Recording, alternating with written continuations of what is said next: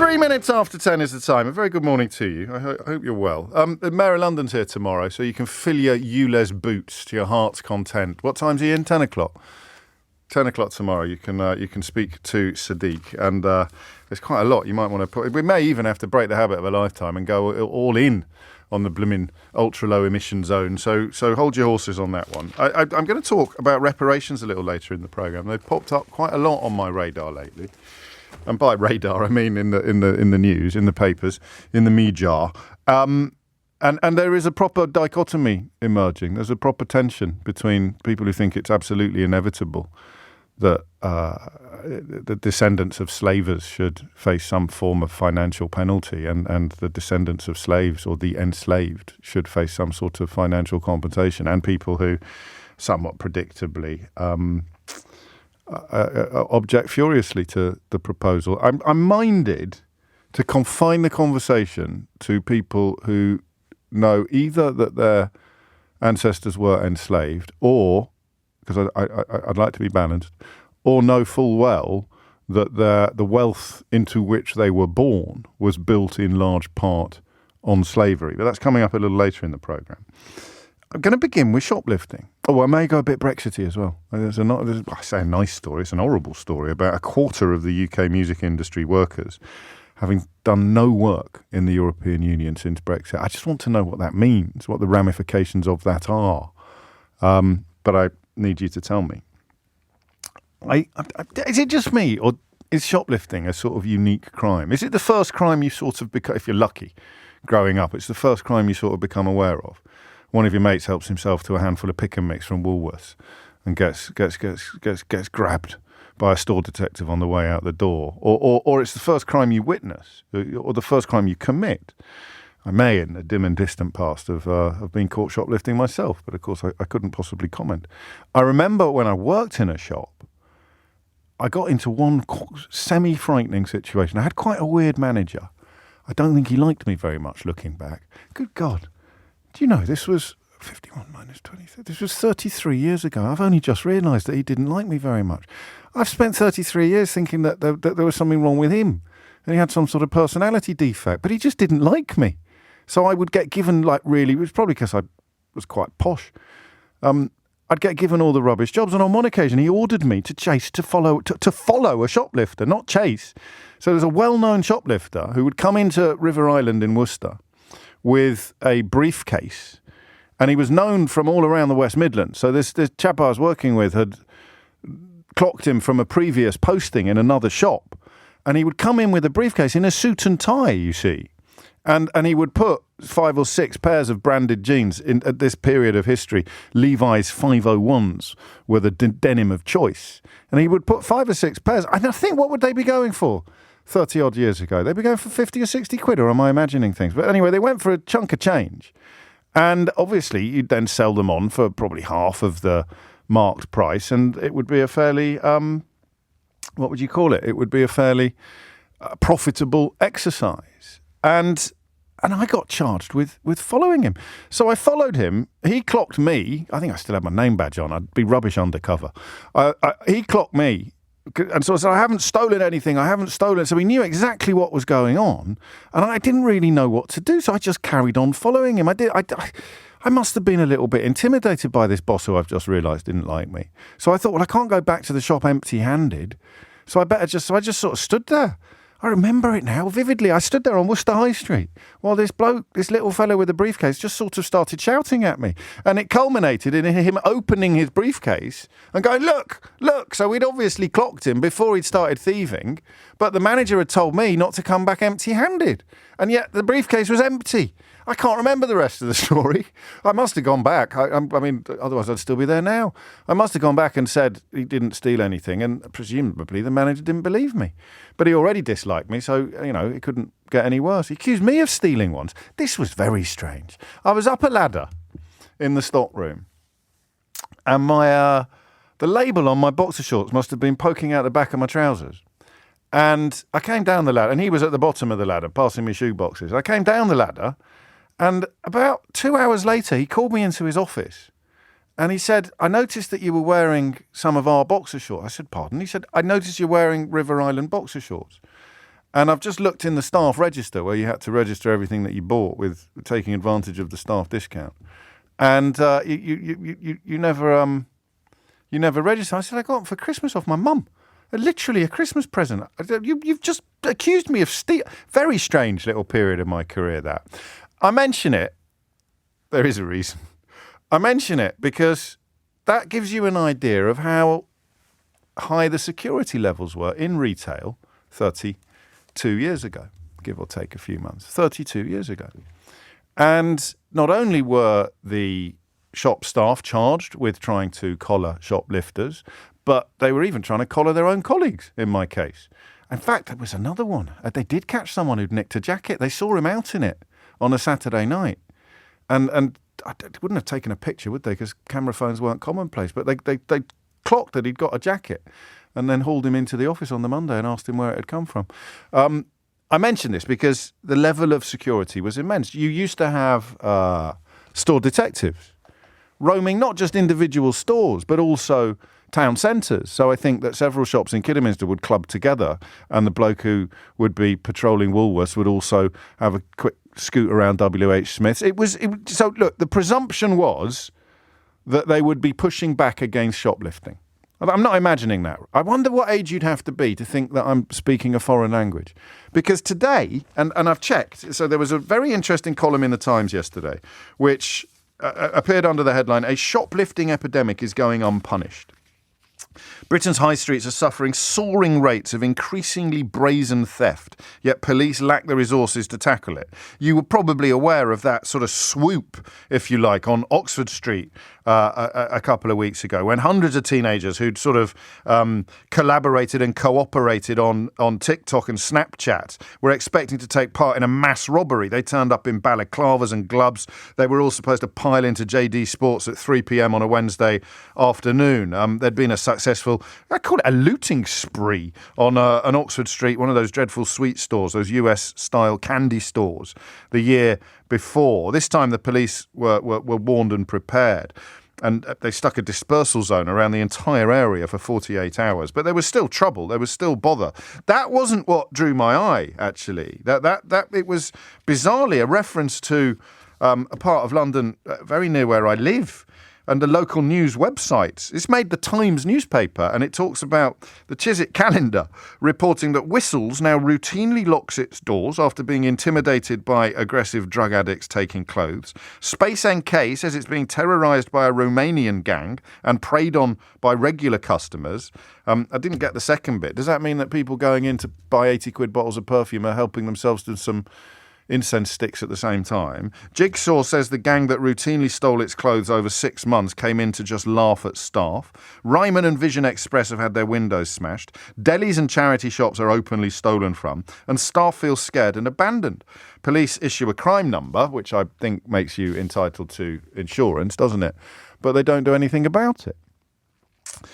So I've got a pal in with me today. He's brought his boy in on work experience, and he runs a T-shirt empire based in Uxbridge in West London, and I said to him, "Do you have a problem with this business?" He goes, "Yeah, we don't really have people in the shop anymore. It's more of a workshop now. It's more of a place of manufacture where we print up the stuff, because you'd have kids coming in, and we had some fancy American imports on coat hangers in the front of the shop, and they go into the fitting room, and you know what they're doing.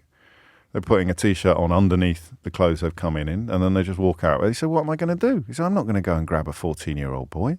It's just that the era that we live in makes that unthinkable. There was one occasion when a plainclothes copper was in the shop and saw someone else stealing, saw a teenage lad stealing, and the copper went for him. The copper got him in a headlock and was prepared to march him down to the station. You have to leave the premises first, don't you, before you can be accused or convicted, but that's someone who knows exactly what they're doing. That's a plainclothes police officer who is supremely confident of the law and what he is and isn't allowed to do. I imagine, and I'm going to use a slightly inappropriate word at this point, but I imagine that a regular shoplifting teenager, if you were to grab them, they'd just shout, well, a word that rhymes with speedo, wouldn't they? They'd just shout something like that, and quite rightly, the climate that we live in at the moment would automatically coalesce to protect. So I mean, there's a couple of things about this story I don't get. The first is the financial aspect of it. I presume that you now factor it in. How much do you factor in? You used to call it wastage when I was in retail, but we were really working. Well, I worked at Aquascutum as well on Regent Street. It's bizarre, this, isn't it? It's a topic that I've actually got personal experience of, albeit that it's all 3 decades out of date. It was a huge part of our job. We had cashmere overcoats that were chained up in the shop where I worked, and on one occasion we caught someone with wire cutters. He walked in with what he was going to clip, and those coats were going for about £1,200 a pop 30 years ago. So, that was, I presume, a very lucrative business.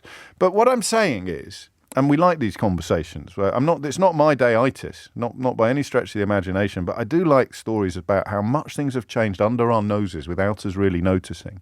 You take the two extremes, where a big part of my job when I worked in retail was anti-shoplifting awareness, or whatever you want to call it, up to and including following suspects around the town centre, hoping to catch them in the act of taking jeans out of their briefcase or whatever it was I was supposed to do that day.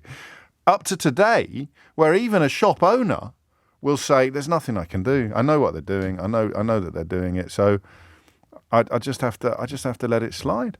I just have to let it slide." And then I opened the newspaper today to read about a shop where I bought my last pair of gloves. That's how bizarre this story is for me. LA Menswear, which is on Turnham Green Terrace, just off Chiswick High Road. I appreciate that if you're listening in Abbot, these references to my particular corner of West London are going over your head, but it's making national news because it's just an example of a much more widespread issue. LA Menswear, just off Chiswick High Road, is one of several businesses that have been targeted by thieves in recent weeks. This is forget my retail career. You know what this is? This is my journalism career in a bloody nutshell. This is a story that's been unfolding literally on my walk home, and I am supremely unaware of it. I think I've even been into these shops in the last couple of weeks. But the level of targeting is such that they are now locking the doors. You've got the little, that's a small independent shop. You've got Whistles round the corner where customers have been told that we're open, but we are operating a locked door policy. There's an optician's round the corner that describes an increase in theft and threatening behaviour towards our team.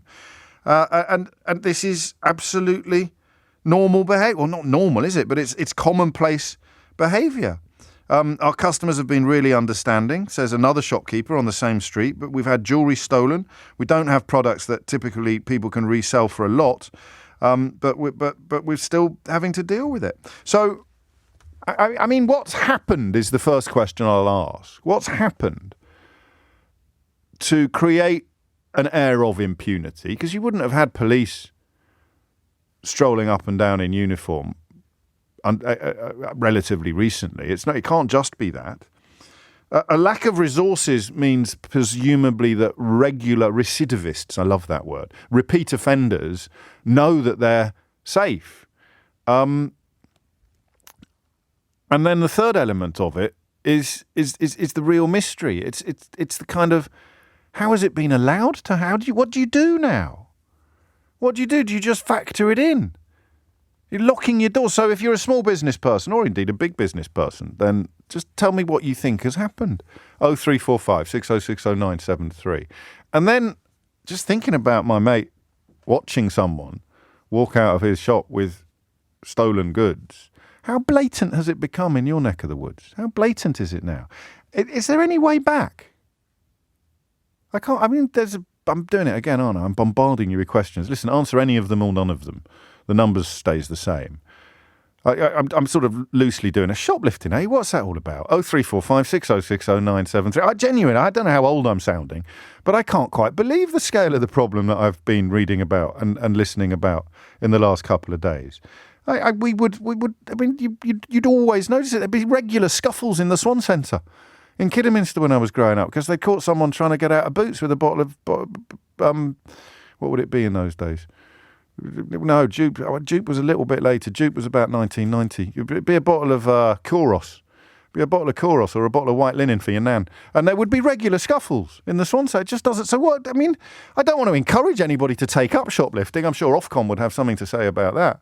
But is there any obstacle? Is there any reason why, if you were dishonest, You wouldn't. I mean, all right. You know what the question is now. Let's get some answers on the board. Hit the numbers now. You will get through. I know. Well, you're all right if you're quick. Come on. 0345 6060 973. And just for the record, a few of you. It's a slightly unpleasant inquiry. I'm not responsible for any of these thefts in Chiswick. I just want to make that absolutely clear from the outset. 21 minutes after 10 is the time. Jack's piled in early. What's happened, James, he writes, is that the country has no shame. I'm convinced that Barnard Castle was the turning point. There's no shame at the top, so why should we at the bottom follow the rules? I also think it's loosely related to the surge in alt-right conspiracy theories. The tripe going around social media about how big business is trying to kill us, so we should take it all back, gets blurred around the edges and people see it as an excuse to act how they want when they want. I like this analysis. Very deep. I wish the working class would realise that when they steal from a corner shop, they're stealing from another working class member of society. 22 after 10 is the time. Hannah is in Marylebone. Hannah, what would you like to say? Hi.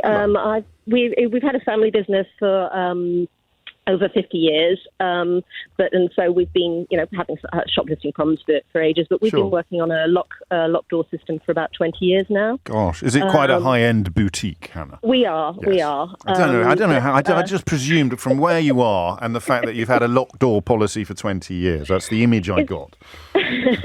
Quite right. But it's not brilliant for business doing that because it's very off-putting. It makes you look like you're a bit standoffish. Why can't I just come in? Yes. But it's the only way. It's just the two of us working there. So it's a way to protect ourselves, protect our clients as well, because you also get people that come in and try to steal somebody's handbag. Doesn't stop them, yes, but it slows them down.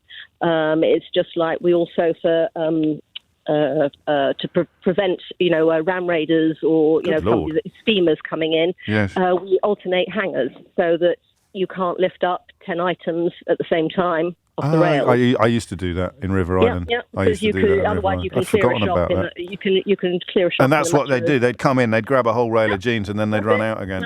No, clever. Exactly. They're sort of like late. So given that, though, have you noticed a recent change then, or are you just describing a sort of business as usual? I'm just describing it's business as usual. We also in the street we phone one another and say, I've just had one in. Watch out, they look like this. So we immediately, you've got the door closed, and it's suddenly, we're closed for lunch. You do something that just avoids the situation, because I wouldn't want to have to confront a shoplifter. I mean, my mum in the old days in the 70s, she actually locked herself in the shop, locked it with a key, and said, until you give me the stuff back, you're not leaving. With the shoplifter in there. Well, we laugh, and I appreciate my introduction was quite flippant, but it did occur to me as soon as I stopped speaking that this is quite a fearful scenario that you described. It is. But it goes with hand in hand with being a retailer. And I guess what has changed is the consequences now. If you were to emulate your mother's approach, you get into so much trouble. Well, you would probably get done for false imprisonment. Well, I don't want to turn into one of those phone-in. You probably get done for false imprisonment. Somebody's got a knife or something like that. In those days, it was a slightly less violent society. And if the police did turn up, it seems to me almost impossible that that things would go any further than a crime number. Well, yeah, if you're even lucky enough for them to turn up, unfortunately. I mean, I have to say, I haven't touch wood had to contact the police. Good. But I know that most retailers don't even bother, because you just get, we had it once where we were told off for having expensive items in our window, and you're kind of, but that's our display. What are we supposed to do? Oh dear! I mean, I'm not laughing. Well, I am laughing, but with you, not at you. Obviously, the idea. Well, do you think you could possibly review the way in which you entice people into your shop? I mean, you've got to stop showing your wares in the window in the hope of tempting people in. Otherwise, you might tempt people in. You can't really deter shoplifters from coming in without also deterring customers from coming in. Hannah, thank you. Debbie's in Marlow. Debbie, what would you like to say? Oh, morning, James. Hello, I'm Debbie. Slightly breathless, but I'm not surprised. It's probably the most exciting thing that's going to happen to you all day, isn't it, talking to me? Oh, you know me so well. Carry on. So, yeah, I've just recently started working in a fashion boutique in the lovely Marlow. And the wonderful thing is there's an independent retailer who's had enough of this petty shoplifting. And she set up a WhatsApp group with camera shots, and they get fed around all the stores to say, high alert, there's so-and-so going on, and this has stolen something from White Stuff or and White Company. What are we talking about? Opportunists or organised thieves? I think it's organised, because right. the latest was these wonderful three girls who well, let's say in the tightest dress known to man, so who knows where they were going to stash anything. Yes. They had a sausage dog with them, Right. which obviously was a decoy for attention. But they grabbed bits and pieces, stuffed them wherever they could. They had a bag somewhere. And then they came towards our store. Our policy is just to stare at them, give them loads of attention, which they get fed up with. So you're told not to approach them or to accuse them or to accost them? Well, no, we can, but it's more fun playing with them, really. Okay. And just winding them up. So then they just blatantly walked over and sat in the pub opposite. And so we told the other retailers who'd been had problems with them. And so a couple of the retailers, the more independent ones, went up and eyeballed them and said, give us our stuff back. Right. Ironically, they were sat there with their dad. Oh, Lord. So it was that was just the worst part, really. So there's no intervention here from authority at all. So no one thinks it's even worth calling the police. There's no police presence. There's just a really gung-ho woman who runs a really successful independent shop who's had enough and just tries to get all the other retailers to stick together and just look out for each other. And if you don't do that, then you end up with the sort of scenario that was described in the Times yesterday, and that I, to my shame, was a little bit sniffy about, or at least unconvinced. It sounded like something out of that film, The Warriors, come out to play. I just couldn't see it being feasible in a salubrious West London suburb. Debbie, thank you. I think it's important to make the point about the cost of living. You can never excuse crime or theft, but a couple of you wondering whether this is a symptom not of some form of social malaise or breakdown, but a symptom of desperation, and that people who would never ordinarily consider thieving are reduced to it. I don't know. Mike in Brentwood gets an early ticket into Idiot's Corner this morning. He writes, "Welcome to your world. The liberal left have created this. Do what you like with no repercussions." Well, it's certainly true of your spelling, Mike, but I don't think necessarily that massive cuts to the police force undertaken by 13 years of Tory governments can be laid at the feet of the liberal left, Mike. But you crack on. Vari is in Streatham. Vari, what would you like to say? Good morning, James. How Hello. are you? I'm very well. I'm confused and unhappy about the plight of the people who are ringing in, but also a bit embarrassed to be so unaware of it. Well, I think it's easy to be unaware of it because it's okay. So to explain, I have a pop-up shop in a shopping centre in South London. Oh yes. And my pop-up shop happens to be near a bit of an ASB hotspot because it's next to a McDonald's. So What's there's ASB? a lot of... What's ASB? Antisocial behaviour. Sorry. Yeah. Yes, of course. Yeah. Yes. So, I've seen it all. And, I've got a couple of anecdotes for you because I personally think there's two things going on. Yes. So, first anecdote is another pop-up shop owner in the centre who just doesn't come in anymore because she was targeted by teenage girls. And it wasn't so much that she was targeted by teenage girls, but it was the level of organisation that they showed. So they came in looking dishevelled. They came in looking as if someone had grabbed them. Yeah. And, they did that, in her opinion, so that if she did try and grab them or say something, that they could claim that they had been assaulted by her. So they already looked like they'd been assaulted. Yeah. And therefore anyone arriving later, look what she's done to me sort of thing. Yeah, exactly. Gosh. So that really intimidated her because, of course, what a teenager might not realise is if you're accused of something like that, that could ruin your life. Yes, of course it could, yes. So, so there's that. And I think, I've seen in my 3.5 years of being there, lots of my clients coming back in tears because they've been targeted by very organised criminal gangs who, because I work with babies and toddlers. So, Okay. they'll leave my shop, they'll go to the bookshop next door, which has got a children's section, and then their phone's in Walthamstow by 6 o'clock. And, there's nothing that the police can or will do. Why is that bit? Why is because there used to be? Half my mates got a police caution in the 1980s for shoplifting at some point. So what's happened there? Just too busy. Just haven't literally got the bodies. I mean, we've talked a lot about them not going to actual house breakings anymore because they haven't got the bodies. But so shoplifting would be further down the list than that, wouldn't it? I think so. I mean, there's a really good police presence in the area that I'm in. They've actually got a town centre police team, so it's better service than most areas in London. And they're bloody great. They work really hard, these officers. But, the last time there was... So what the teenagers do is they'll organise things on Snapchat or whatever. Right. And the last time there was a major invasion of this particular centre, I saw a TikTok of started punching one of the police team in the face outside of my shop. Yeah. I mean, I just shut my shop when it gets like that. I mean, I'm lucky because I don't really sell things. I'm more of a service provider, so I don't have a lot of them so you haven't got the but easily transferable goods and what are we thinking as well with clothes? Are they nicking them to sell or nicking them to wear? Or is that a silly question? Well, what's interesting about the woman downstairs for me that got targeted is they targeted her on the run up to Mother's Day. So they were obviously looking for things to either sell on to their mates, or they wanted a Mother's Day present for their mum and they didn't have the money and this was their solution. So I think with teenagers, I don't think they're that organised. I could be wrong. I mean, I've got clients who would probably know. Yeah. Possibly, but they have tricks and they have ways. And I think once it becomes something that doesn't send frissons of fear and fear of consequences through a group of kids. I mean, kids do stuff without thinking all the time. And this is just one of those examples of if I'm not going to get into any trouble, then but why wouldn't I do it? It's mad, isn't it? I wonder if it's another thing that if it was happening, well, it's happening in Chiswick. There you go. Ah, God, I'm sorry. I've done it again, haven't I? It's happening in Chiswick, so now it's in the news. All right, quite a smart part of town. Presumably, this has been going on in less salubrious suburbs for ages, and the great chattering classes and the media elite I've only just got around to noticing it. 10:32 is the time. Thomas Watts is here with your headlines.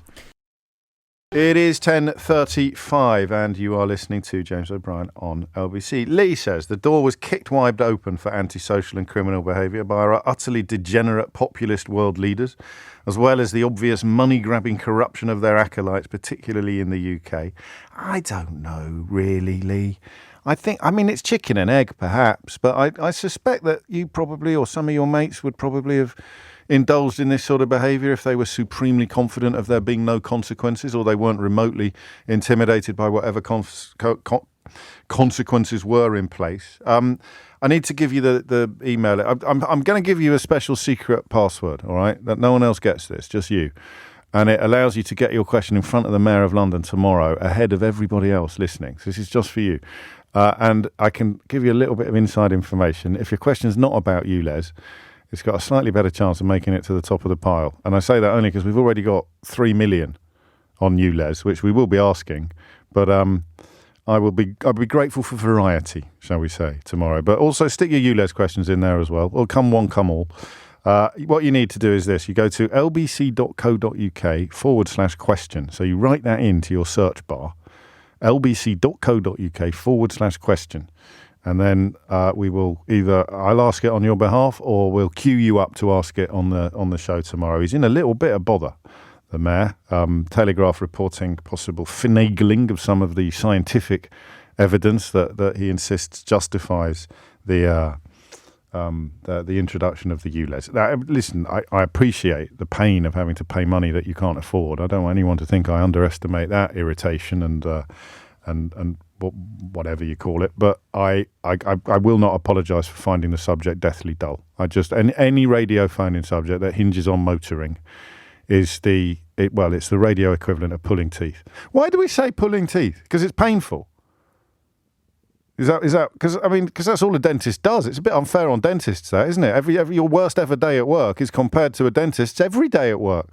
How does a dentist feel when you say it's like pulling teeth? What do you mean it's like pulling teeth? I pull teeth every day. I think you're speaking from the patient's, but it's like having teeth pulled is probably what we mean when we say. Anyway, that's all tomorrow. So get on board with that by going to that little secret thing I just gave you.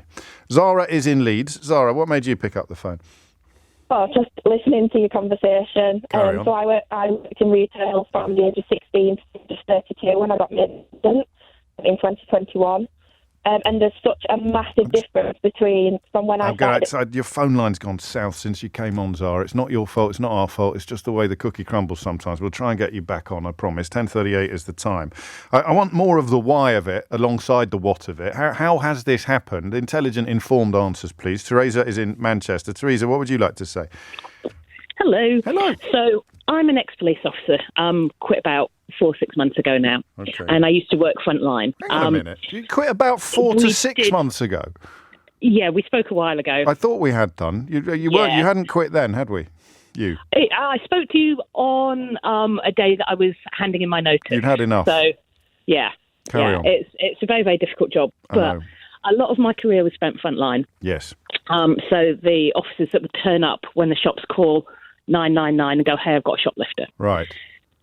So I really, really, really want to make it clear I'm not blaming the shops. Sure. But it's a really difficult thing to prove sometimes, shoplifting. Yeah. It sounds like it's a piece of cake. You know, you've got your security guard, or you've got your member of staff, and they've seen Bob the shoplifter run in, grab whatever and run out again. Yes. So they call 999. Is Bob still at the shop? Yes. No, he's gone. He's gone. Of course he's gone. Okay, well, now it gets downgraded. Yeah, because it's not a 999 So there's no immediate call. Threat to anybody or Exactly. whatever. Yeah, the offender is not on scene. For the shop, that's horrendous because potentially if the police turn up now, we might find him before he sells it, before he stashes it. But for the police, it's not an emergency anymore because he's not there. Offender's not on scene. Then the next thing we have is we turn up at the shop and the member of staff who saw it isn't there. They've gone home. Because of course they've gone home. Because they're not going to hang around for the police. It's the end of their shift. They're going home. Right. So now the police officer, who's on a rolling cycle of day shifts, night shifts, late shifts, has to try and find a time when the member of staff who saw it is in. Really difficult. Then because we can't really book an appointment. It's hard to book an appointment because we can say, oh, we'll be there at 10 o'clock, and then something awful happens. There's a horrible RTC, there's a horrible whatever, and we can't be there at 10 o'clock. So now the shop thinks we're awful. Yeah, this is very compelling and detailed, and it fills in an awful lot of the gaps that I've got. But there's one big gap that you haven't addressed. Yeah, go on. Which is, why did it used to be so different? Because we had more police officers. Is it that simple? Because we had more police officers. Yeah, because more police officers could go. We had PCSOs. A PCSO, Police Community Support Officer, they can take a statement. And they don't go to car crashes. They don't go to domestic violence incidents. They can schedule their time. They can say to the shop, right, okay, so Sam, the shop assistant's going to be here at 10 a.m., is she? I'll be here at 10 a.m. And they can be there. But a frontline police officer can't promise because they can be on their way to the shop. Oh, please can you go and deal with this man and woman having a huge, great big fight in the street with their kids screaming? And why don't shops? I mean, would the cost of hiring a security guard be higher than the losses that they're making? Because to look at it from the other end of the telescope, from the shopkeeper rather than the police officer, I'm just thinking, why? I mean, a big shop, and some do. Yeah, some but do. little shops can't, can they? Because it's another member of staff. Well, that's it. And the other thing we get when we get there is there's no CCTV. And it's so difficult. Even if there is, it's not much. There. It's about as much use as a chocolate teapot usually, isn't it? CCTV. It is, because the quality's poor. Yeah. They buy the best quality CCTV they can, and they play it and they go, look, you can see it's him, but you can't unless you know it's him. And even if you get a collar, it's 3 years before anyone's in court these days. Exactly. And the shop it's so much time out of the shop assistant or the shop manager's day now. It's mad, isn't it? You just don't notice it unravelling slowly in front of you. And I remember it was in your patch, actually, when she stood up, Theresa May, when she was Home Secretary, stood up at the Police Federation conference. Do you remember? And said that Theresa May. Well, we might have to. Cutting police numbers won't have any effect. It will have no effect whatsoever on police ability to solve crimes or to attend scenes of crimes. I forget her exact words, but it was absolutely breathtaking. Yeah, and the thing is, it doesn't have an effect. It sounds ridiculous to say it doesn't have an effect as such. We can do it, but it's slow, and it relies on everybody else working around us. And, so we can't make it there straight away, but it's okay if you've got really high quality CCTV. Right. But you haven't because it's really expensive. And even then you've got to recognise the fella or the woman who's done it. It's a mad situation, isn't it? Exactly. And it's insane. What are you going to do next? Oh, I've got my own business now. It's great. I'm self-employed. I love it. Or did you mean what do the police do next? No, I meant you personally, actually. Oh no, I'm so much happier. Good, you sound it. There will be. You sound a lot bouncier. You sound a lot bouncier. I'm packing to go on holiday. It's great. But I finished my book this morning. I pressed send on my new book this morning, so I'm feeling pretty bouncy too. Although I'm crashing now because I got up at 4:30. Oh, bless you. Yes. But what I would say, James, if you'll give me the opportunity, there'll be police officers listening to this. I know police officers personally who are destroying their mental health Their lives are ruined, their health are ruined. I've got really high cholesterol, I've got this, that and the other. Yeah. There's life outside. Well, I hate saying that people should consider their life outside, but I know so many police officers who are so chronically sick from the job, and there's life outside. There really is. It doesn't have to be self-employed. That can be scary. No, I hear you, and I agree with you, and I endorse this message with an extra caveat, because I like to bring this into everything that we discuss on the programme, with an extra caveat that, of course, if they become so poorly that they have to take time off work, they'll soon be under attack in a Daily Telegraph editorial or Daily Mail column as being part of this new problem of the long-term off work, where nobody stops to wonder why some people are taking significant amounts of time off work because of their poor health, and it's because they're working under enormous pressure, which in the public service will have been caused by austerity, which after 13 years of Tory rule, they're not even trying to blame on anybody else anymore, apart from our friend in Brentwood, who's trying to blame cuts to the police service on the Liberal left. After 13 years of Tory rule, they're probably going to try and blame it on people in small boats by tea time today. 10:48 is the time. Like Teresa, Jason is a former police officer. He's retired from the Met. He's just texted me the following. These are the current official figures from the Police Federation, James. A record 9,192 police officers in England and Wales have quit in the 12 months to March. That's the most in a financial year since comparable records began. So although the government insists that they are recruiting record numbers are leaving as well. I think the smoke and mirrors are now normal. I don't know how you describe that. Do you remember the hall of mirrors when we were kids? Do you remember you'd go in and you'd look all wobbly, or you'd look really fat or really thin, or your head would be 5 times the size of your shoulders or something like that? What they call distorting mirrors. And we now live in a world where that is normal. Everything is distorted. So what's going to take you by surprise if you bump into a normal mirror? You're not going to recognise yourself, because it's not distorting. I think the smoke and mirrors are everywhere, and there's a really good, we are recruiting record numbers of police officers. We are opening 40 hospitals. Now, I mentioned a moment ago to Teresa that, and thank you for all the kind words, everybody who's been following this saga. I can now say that I have finished my new book, and I feel incredibly liberated and very excited by it. But the last chapter I wrote was the Liz Truss chapter. There's 10 chapters picking on 10 individuals responsible, in my opinion, for breaking Britain. And today we're talking about another symptom of broken Britain that didn't make the cut.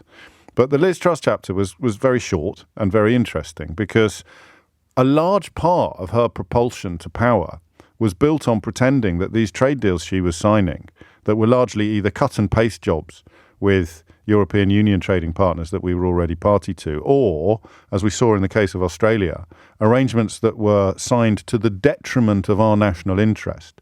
Minette Batters, the NFU, furious about the Australian trade deal. I played you a clip not long ago of Australian television presenters in a studio, live on air, laughing at the state of the trade deal, because it was essentially giving them everything they wanted and giving us very little in return. So that Brexit brain-boiling exercise got Liz Truss all the way into Downing Street. I pressed send on that literally this morning. And then I got to work and saw the front page of the Daily Express. Landmark deal proves Brexit voices of doom are wrong. As Liz Truss disappears stage left, or stage right actually, here, stage even righter, or stage far right, here comes Kemi Badenoch, who is now doing exactly the same thing that Liz Truss did, to suck up to the right-wing newspapers and gaslight the Conservative Party membership, who will be responsible for choosing the next Tory leader. It is, and I've finished the book now, so I can't even add in a line about, and by August the 23rd, 2023, Kemi Badenoch had adopted exactly the same busted flush in order to try to propel herself to prominence. It's incredible, right, what's happened here? That's just another example. So Jason's police numbers, Boris Johnson's 40 hospitals, and now these ludicrous attempts to claim that, in this case, a trade deal with India would somehow atone for the loss of frictionless trade with our largest historical trading partner. And I mean, listen, I'm supremely comfortable, as you know, with people coming here to work in the hope of improving their lives. But a hell of a lot of people who voted for Brexit told me that it was the brown ones they didn't want here. And if you think India are coming into a negotiation with the United Kingdom from a position of weakness, then, well, I've got a rather large bridge I'd like to sell you. 10:15. And speaking of bridges, of course, the Garden Bridge. I don't think that made the book. I've got to stop doing this. All I'm going to do now for the next 2 months is remember things that I didn't get into the I'll tell you what, you can take my mind off things by pre-ordering it. Just go and have a look at my Twitter profile. You'll find a link there. I mean, this is madness. Absolute madness. And I can't see any way back. Shoplifting is just normal. It is the new normal. What does a reversal look like? Zara's in Leeds on a better phone line. Zara, where were we? Yeah, so I was just saying that I worked in retail for nearly 17 years before I got made redundant in 2021. And the massive difference in from when I started as a 16-year-old to when I left as a store manager and the things that we had to deal with. So I know you're talking about shoplifting, but my main thing was sort of on the back of what happened after the shoplifting. So we were dealing with people trying to return things, abuse, aggression from them stealing in the first place. So they'd nick something and then try and swap it for money?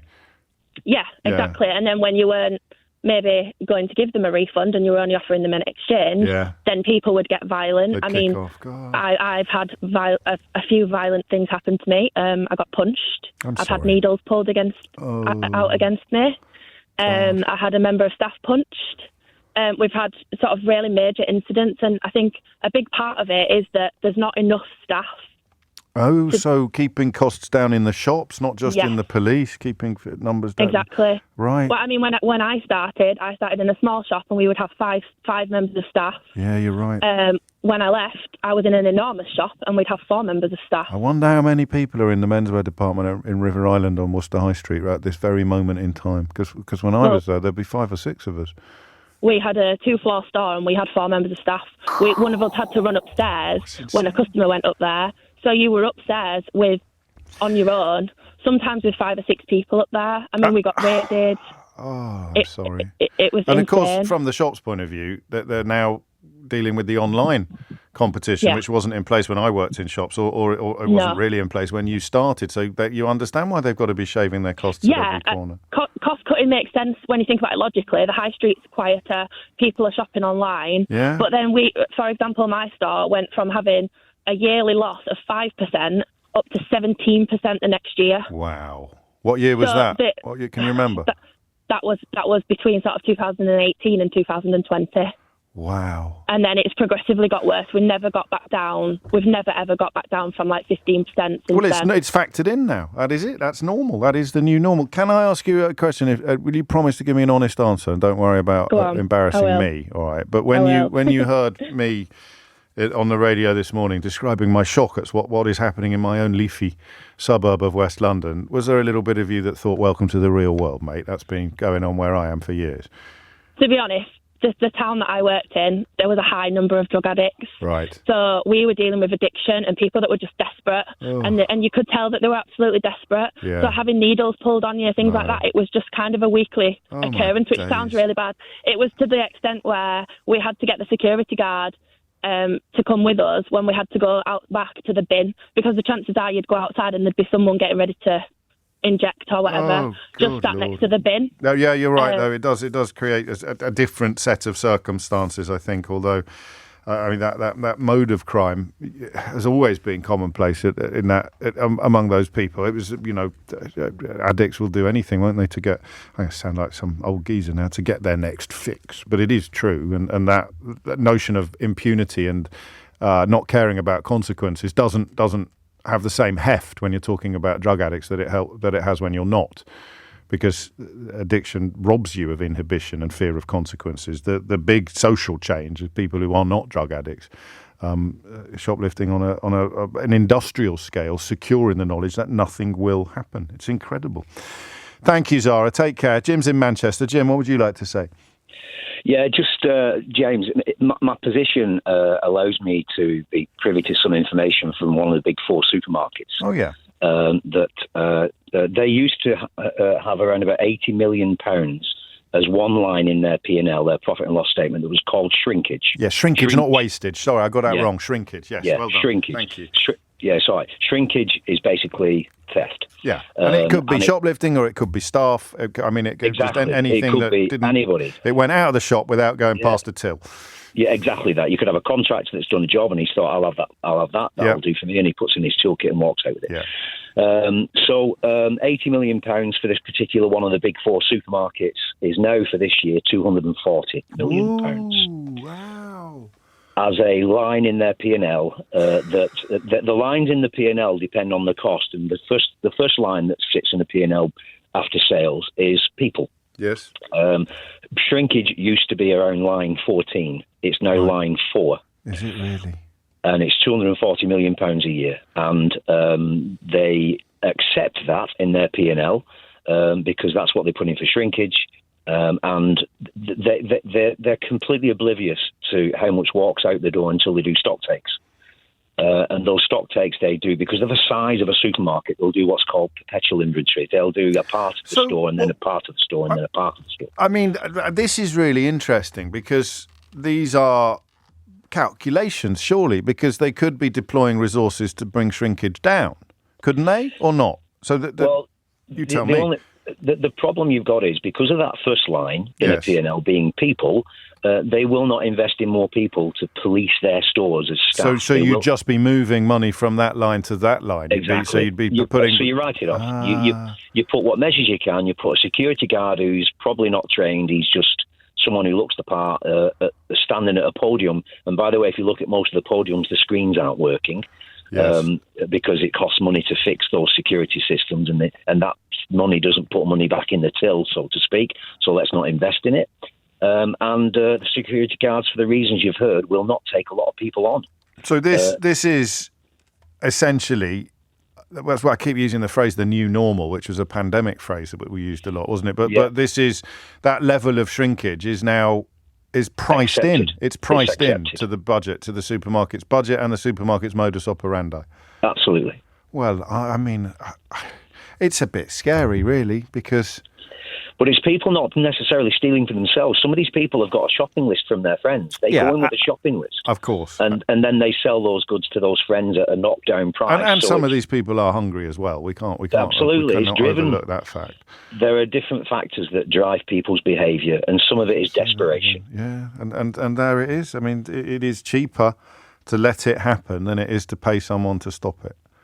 Absolutely. Thanks, Jim. Crikey, perfect point at which to call time on it. Apologies for being a bit late to the party on this one. I was aware of the problem. I was aware it was growing. I wasn't aware of quite where it had got to, and I think I should be embarrassed a little about the fact that I had to take a Times article, a Times columnist commenting on this issue from the perspective of my own local high street for me to really wake up to the problem. But better late than never, eh?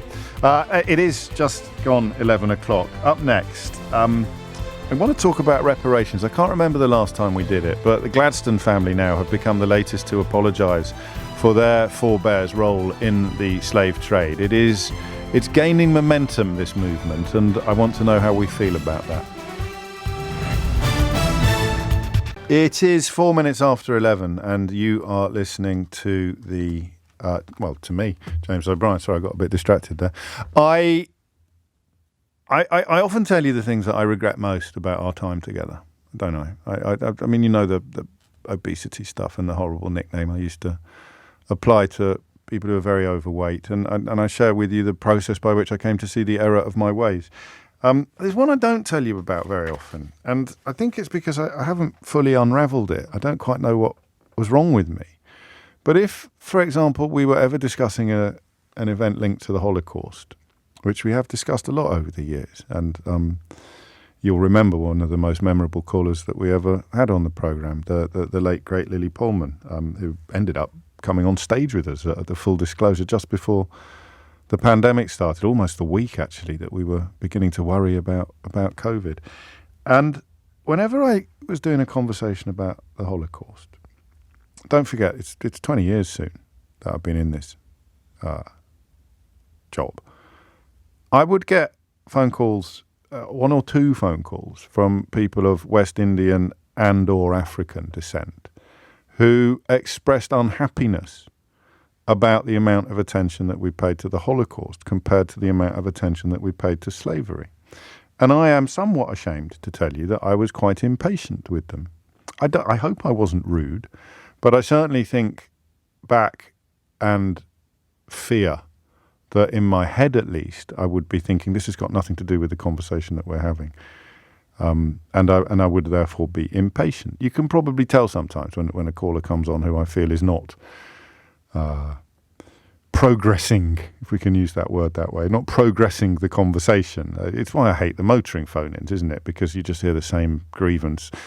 Astonishingly, when you're talking about you, Les, it's the same tone of voice from all the callers. They all sound exactly the same. They say, well, I think it's a tax.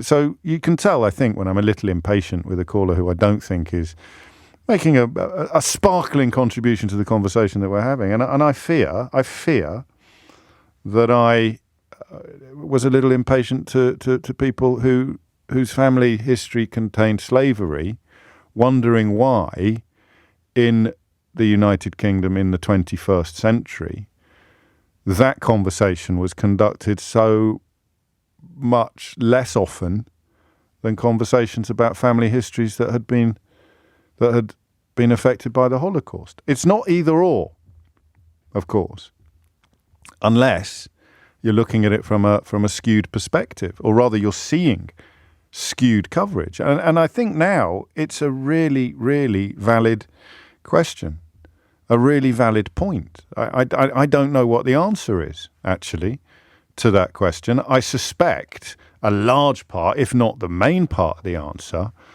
is that we don't feel, we loosely as a society, or maybe even the gatekeepers of the national conversation, is probably reasonable. We have no complicity. We have no role in the Holocaust. We were, as a nation, our self-perception as a nation, we were responsible for ending it. We have done nothing to for which we might be held responsible, whereas the conversation about slavery is almost the polar opposite. So I think that's a large part. And I was only a kid when I started here. I wouldn't have worked that out. And if you told me, I wouldn't have understood. But of course, almost every stately home in the country has got slave money in its bricks and mortar. The sense of national shame at that Holocaust is something that we have been in denial about for my entire life as a country. And so as someone from that background, listening to powerful, moving, emotional conversations about another Holocaust, I understand completely the sense of grievance that you must have felt. I understand completely. And that's why I find the reparations conversation so interesting, because I think back in the day, I might have been part of the problem here. I think I might have been, in fact, not even that long ago, I might have thought that was a distraction from the broader, more important conversation about the reality of slaving, the reality of enslaving human beings. Reparations feels like, something fanciful. It also, of course, leaves the door open for racists to claim that the clamour for justice and truth is financially motivated. 9 minutes after 11 is the time.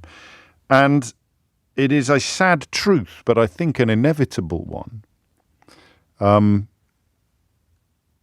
It is a sad truth that this conversation in this country at this time will be driven by the descendants of slavers atoning for the actions of their ancestors. It will not be driven by the descendants of slaves demanding justice. I'm not by any stretch of the imagination suggesting that you are being excluded from the conversation.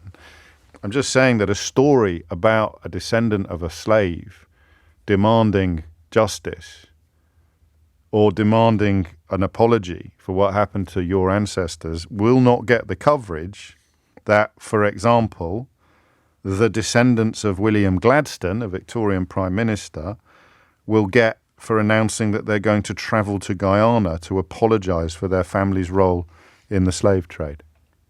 So William Gladstone's own father, John, was one of the biggest slave owners in the West Indies. This is why they remember the campaign against the National Trust that turned out to be coming from the same building as several of those lobby groups masquerading as think tanks. Incredible, really. But you remember the campaign against the National Trust for putting up history, for actually publishing history of the building that people were visiting. People objected to it because they didn't like the history. These are the people that think of themselves as free speech warriors. The people who don't want visitors to stately homes to find out about the stately homes. You remember that? So that is the context in which this stuff is happening. You don't want it to be common knowledge that a Victorian Prime Minister, quite a liberating or liberal Victorian Prime Minister, was only really in the ruling class. His access to the ruling class was built upon a fortune built on slavery, his father's slaving fortune. And, everywhere you go, you will encounter similar stories. This is a country built on slavery, the royal family. I think it was Charles II's brother. Would that be James? I think he kind of, he didn't invent it, but I think he was what we might call these days a very early adopter. Everywhere you go, David Harewood, who I think he'd let me say that he's a friend of mine. We did a lovely full disclosure interview during lockdown. David's a magnificent man, written incredibly powerfully about his own battles with mental health and the role that his race has played in both them and in his broader existence. And David is called Harewood, right? David Harewood is in 24 and all sorts of things. He is called Harewood because his ancestors were owned by the Earl of Harewood, right? And that's not abnormal.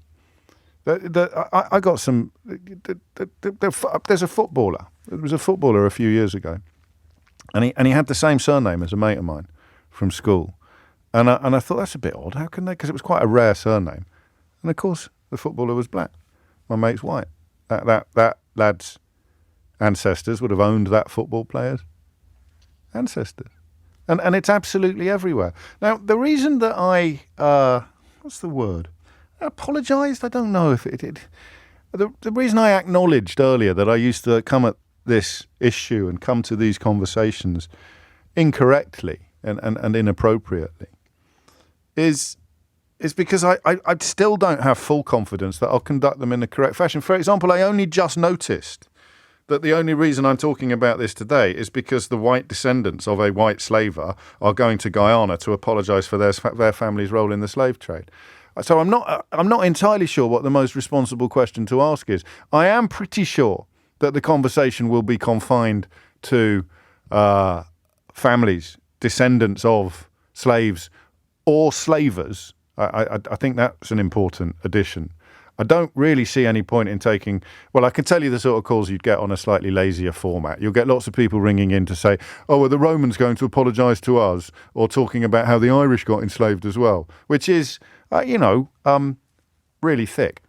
So this conversation is about the British slave trade, the trade in black men and women from Africa via the West Indies that ended in the last century.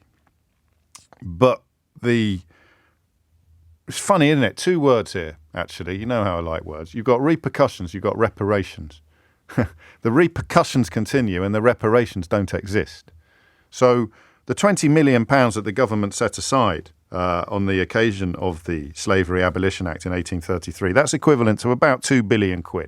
So, a tiny fraction of the amount of money that Liz Truss managed to spaff up the wall when she was Prime Minister, but still a significant chunk of change. Do you know where that went, don't you? The 20 million pounds or 2 billion in modern money that the government set aside at the time of the Slavery Abolition Act in 1833. You know where that money went, don't you? Yeah, that went to the slave owners. All of it.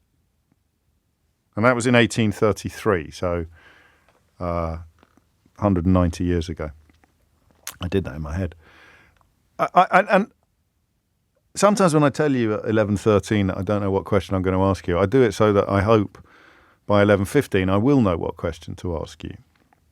Because there's a question I want to ask, but I think it might make me sound a bit stupid. What do you mean it's too late to start worrying about that? The question I think I am going to ask this, and actually it does apply to the slaver descendant as much as the slave descendant. So the Gladstones have spoken of their desire to go to Guyana to say sorry. He found out about his family's slave-owning policy. See, there it is. You are, as the 2 times great-grandson of a former prime minister, didn't even know that his dad owned 2,500 enslaved African people in Guyana and Jamaica. Didn't even know, because it's like this. It must have become a taboo so quickly, mustn't it? It must have gone from everybody being at it to everybody. It's going to be like Brexit one day. No one will admit they voted for it, in the same way that presumably within 20 or 30 years of the Slavery Abolition Act, no one admitted that they were filling their boots while it was legal. So he's talked about his shock. He said, I felt absolutely terrible. I really, really hated it. It was a shock and I felt absolutely sick. Slavery is a crime against humanity, and to have someone in the family involved in that is horrendous.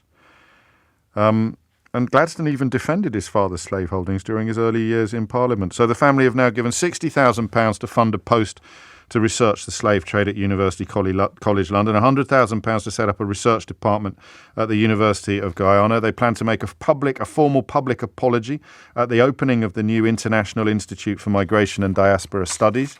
And they join a growing list of descendants of slavers who feel it is their place and their duty to atone and apologise for the actions of their ancestors. He said, through this apology, I want to say to other families and other institutions, you can do this. And it's incredibly worthwhile for the people that you do it with. It's a game changer. And that's the question.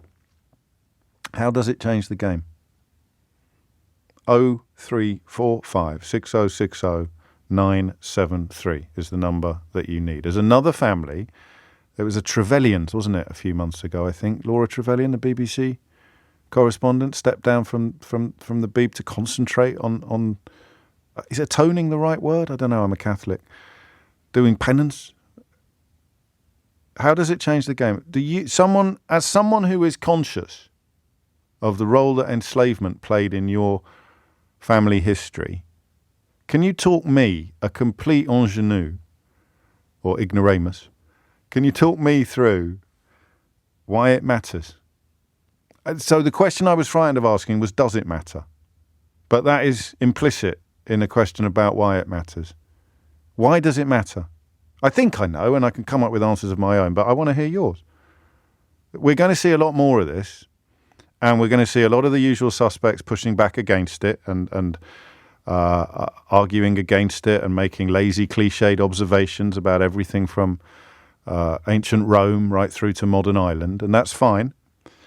It won't happen on this show any more than conversations about the Holocaust permitted complaints about other tragedies. The trick is to do both separately. And that's what we're going to do now.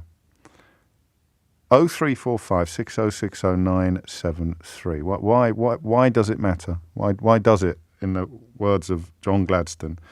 No, that's actually the ancestor, isn't it? In the words of Charlie Gladstone. Why does it change the game?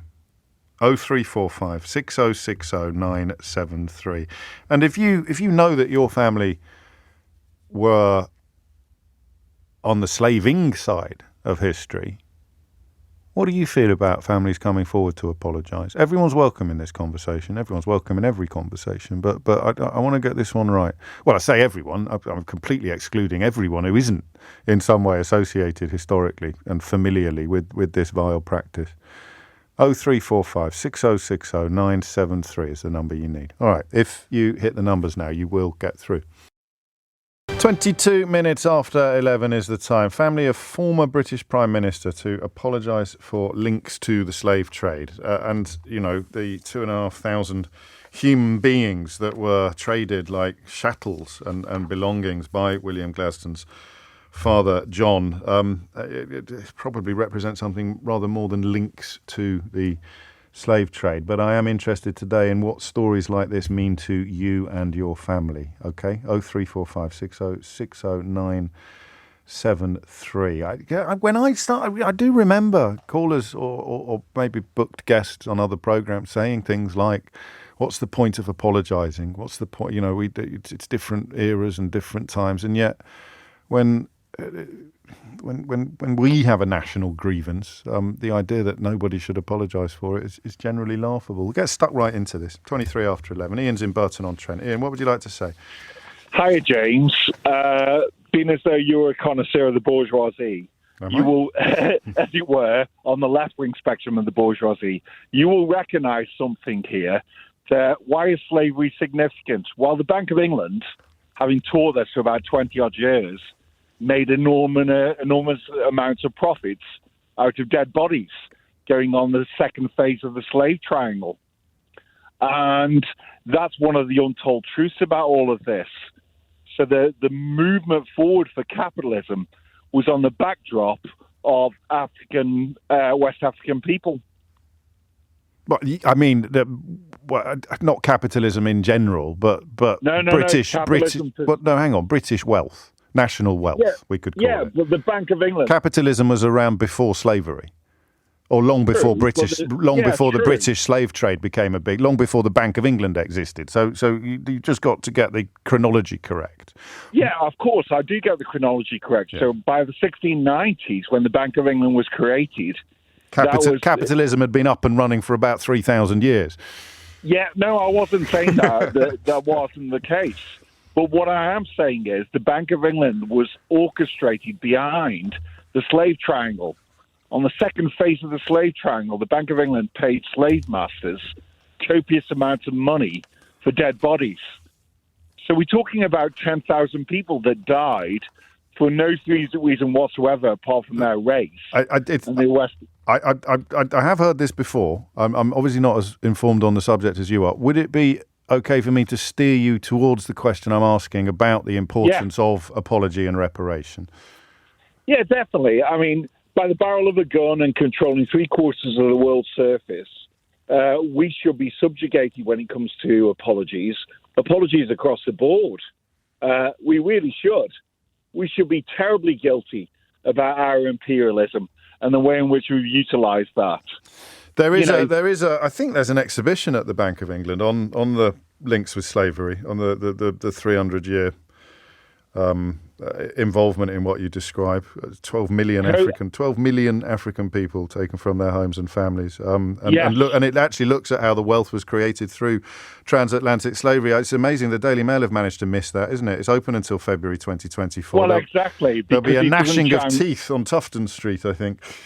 Oh, they certainly will. I hope they apologise, which they won't.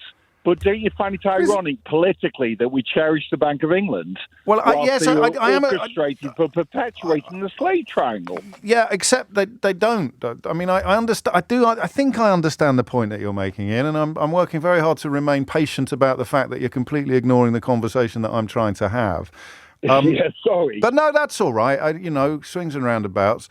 But I don't think you're adding anything to the question of how important these apologies and future reparations are to the descendants of enslaved people. I fully appreciate your well-developed antipathy towards capitalism and the bourgeoisie, but I don't know, I just feel you might have pushed people out of the queue a bit, and that's probably my fault. Anthony's in Brighton. Anthony, what would you like to say? Hello, James. I'm speaking as a UK English black guy. I went to school in the 70s. We're about the same age. And I remember being taught at school that slavery was a thing that occurred in America. Wow. And it was only when I was about 10 or 11 that, I got this clearer picture that actually slavery occurred in lots of places, and we were also a part of it. So I remember being taught about William Wilberforce freeing slaves before I ever learned about English slavery. So the story's backwards, because obviously I have to point out that if you're being taught about William Wilberforce, you are being taught that slavery existed in the United Kingdom, but you're being taught about it from the perspective of, aren't we great? We abolished it. Yeah, exactly. And I think that when it comes to the conversation around reparations, it's a dangerous side issue. I think what's more important is truth and reconciliation. It's just, I'm all going. Your phone line has gone absolutely crackers, which is mildly diverting and something that we may seek to repair, pardon the pun. But I do, I understand. Actually, the story about the Gladstones isn't about reparations, but there were two stories in the news earlier this week that very much were. Well, inevitably, some bloke in the Daily Mail wrote an article about how reparations are absolutely awful and didn't really address the issue of apology. I don't feel I'm entitled to much of an opinion on that, because it would not be making reparations for anything that me or my forebears have been through. But you absolutely are, Anthony. Two Anthonys now, so just to be clear, farewell, Anthony in Brighton. Apologies that your phone line didn't stand up to the task in hand. And hello, Anthony in Croydon. Anthony, what would you like to say? Hi, James. Yeah, just a couple of points on reparations. One, and apologies, not just reparations. Well, I suppose it's connected, but yes. Reparations is a principle that's accepted. I mean, it was one of the things around either the First World War and the Second World War, wasn't it? Yes. So it's an accepted principle. But the issue about reparations is who and how. Yeah, exactly. And I would suggest going to Jamaica and looking at the roads, looking at the hospitals, looking at the schools. I wouldn't give the money directly to the people there to manage any kind of reparation. You're suggesting, well, I mean, is that not a bit chicken and egg? Are we not talking about countries that... Your phone line's terrible as well. I think you might be accidentally swallowing your mouthpiece, Anthony. It's sounding quite tricky at this end. But I think you're alluding to the quality of government, which is a slightly rocky road to go down. But wouldn't the quality of government be higher if we were talking about countries as wealthy as the United Kingdom has been historically? No, I'm talking about corruption. And I mean, that exists all over. I mean, Boris misusing government, either contracts or funds, isn't just... Looking at the PPE deals, I'm a little bit... What would the word be? I don't know. Glass houses and throwing stones and things like that. But yeah, of course, the question of where it would go and how would be crucial. I'm more interested actually today in the emotional impact and importance of these sort of conversations coming to the fore more and more. The notion that I'm reading about how much it means to William Gladstone's descendants. I'm not reading or hearing much about how much it means to the descendants of the people that John Gladstone enslaved. And that is part of the problem. That is very much an illustration of our society and how it is constructed. It's inevitable, and I'm not even sure I'm criticising it. I'm just noting it. Michelle's in Wembley, and we will talk to her after Thomas Watts brings you the very latest headlines. It is 33 minutes after 11. You're listening to James O'Brien on LBC. You can tell that I'm tying myself in knots over my lack of qualifications to offer up pungent opinions on this issue. But I think that there has been a fairly successful, centuries-old mission to cloak the reality of the slave trade. The first, it was Anthony in Brighton, I think, who talked about being taught about American slavery at school. But British slavery was always taught from the perspective, go us, we abolished it. Not talked about from the perspective of a prime minister, not far before Wilberforce's time, owning 2,500 people.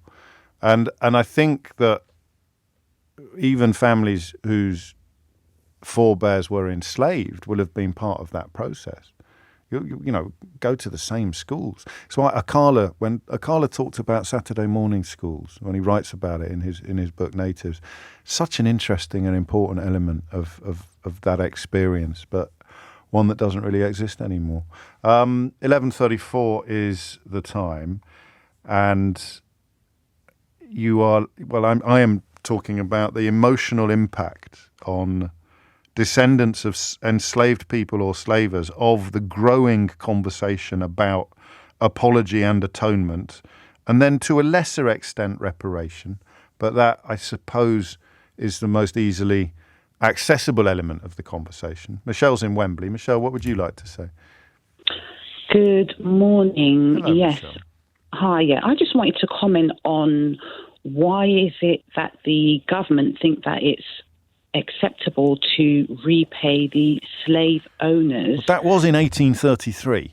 Yeah, but they only finished paying them up to 2015. This is true. So if they can do that, why aren't they doing something for the descendants of slaves? Why aren't they being compensated? That's a rhetorical question, I think, isn't it? No, it's not. Because, I mean, they obviously should be. Right. So why aren't they? Well, why is it that up to 2015, they've just finished paying that and they've... Just to be clear, the British government finished paying the loan it took out to make the reparations payments in 1833. I wouldn't want anyone to go away thinking that, the descendants of slavers were still getting checks off the government when David Cameron was Prime Minister. Okay, but my point is... No, I do. I understand your point. I'm just making it clear for people who don't that's not what happened. So, it's not quite comparing apples with apples, because the loan was taken out in 1833 when nobody contemplated giving compensation to actual slaves, whereas by the time the loan was paid off, the idea of giving compensation to owners and not to slaves seems completely backwards, doesn't it? Yeah, so... for me, I just think that it's unacceptable and that they should be doing more for not only the slave descendants, but also for the countries where they had... Sorry, you were going to say something. Yeah, but then I stopped because I realised I was interrupting you in full flow. Okay. Yeah, I think that they should be compensating the descendants of slaves and also doing something for the countries where they had slaves. I get that. And when I say why, I'm not asking it from an aggressive perspective. Because I see the natural justice argument. How can you possibly give money to the owners and not to the owned? But in context of your feelings in 2023... Yeah. Why would the reparation element be important? What would it change? Because I think that it's affected the lives of the descendants. Yes. And I think it's impacting the young people even up to today. You see all these, and you might say it's a different argument, but I just think that there's not things in place for young people. And that, they're out there in the streets causing havoc because they've not had the advantages. And the psychological history as well, I think, is something that needs to be better explored and better understood for the reasons that you allude to. And that notion of equality. Can you ever feel truly equal in a country where your great-great-great-great-grandfather was owned by somebody else's? And you both walk in the same streets today? I don't know. That's why I'm asking the question, and it's why I keep stressing that I'm not really qualified to provide answers. Tony picks up on this point, describing himself as a Londoner in Lancashire. This discussion also links into why the history curriculum in this country has been so upside down and hidden. Imagine black students of West Indian origin realising that their parents were paying taxes to descendants of families who owned our ancestors. It's truly mind-blowing.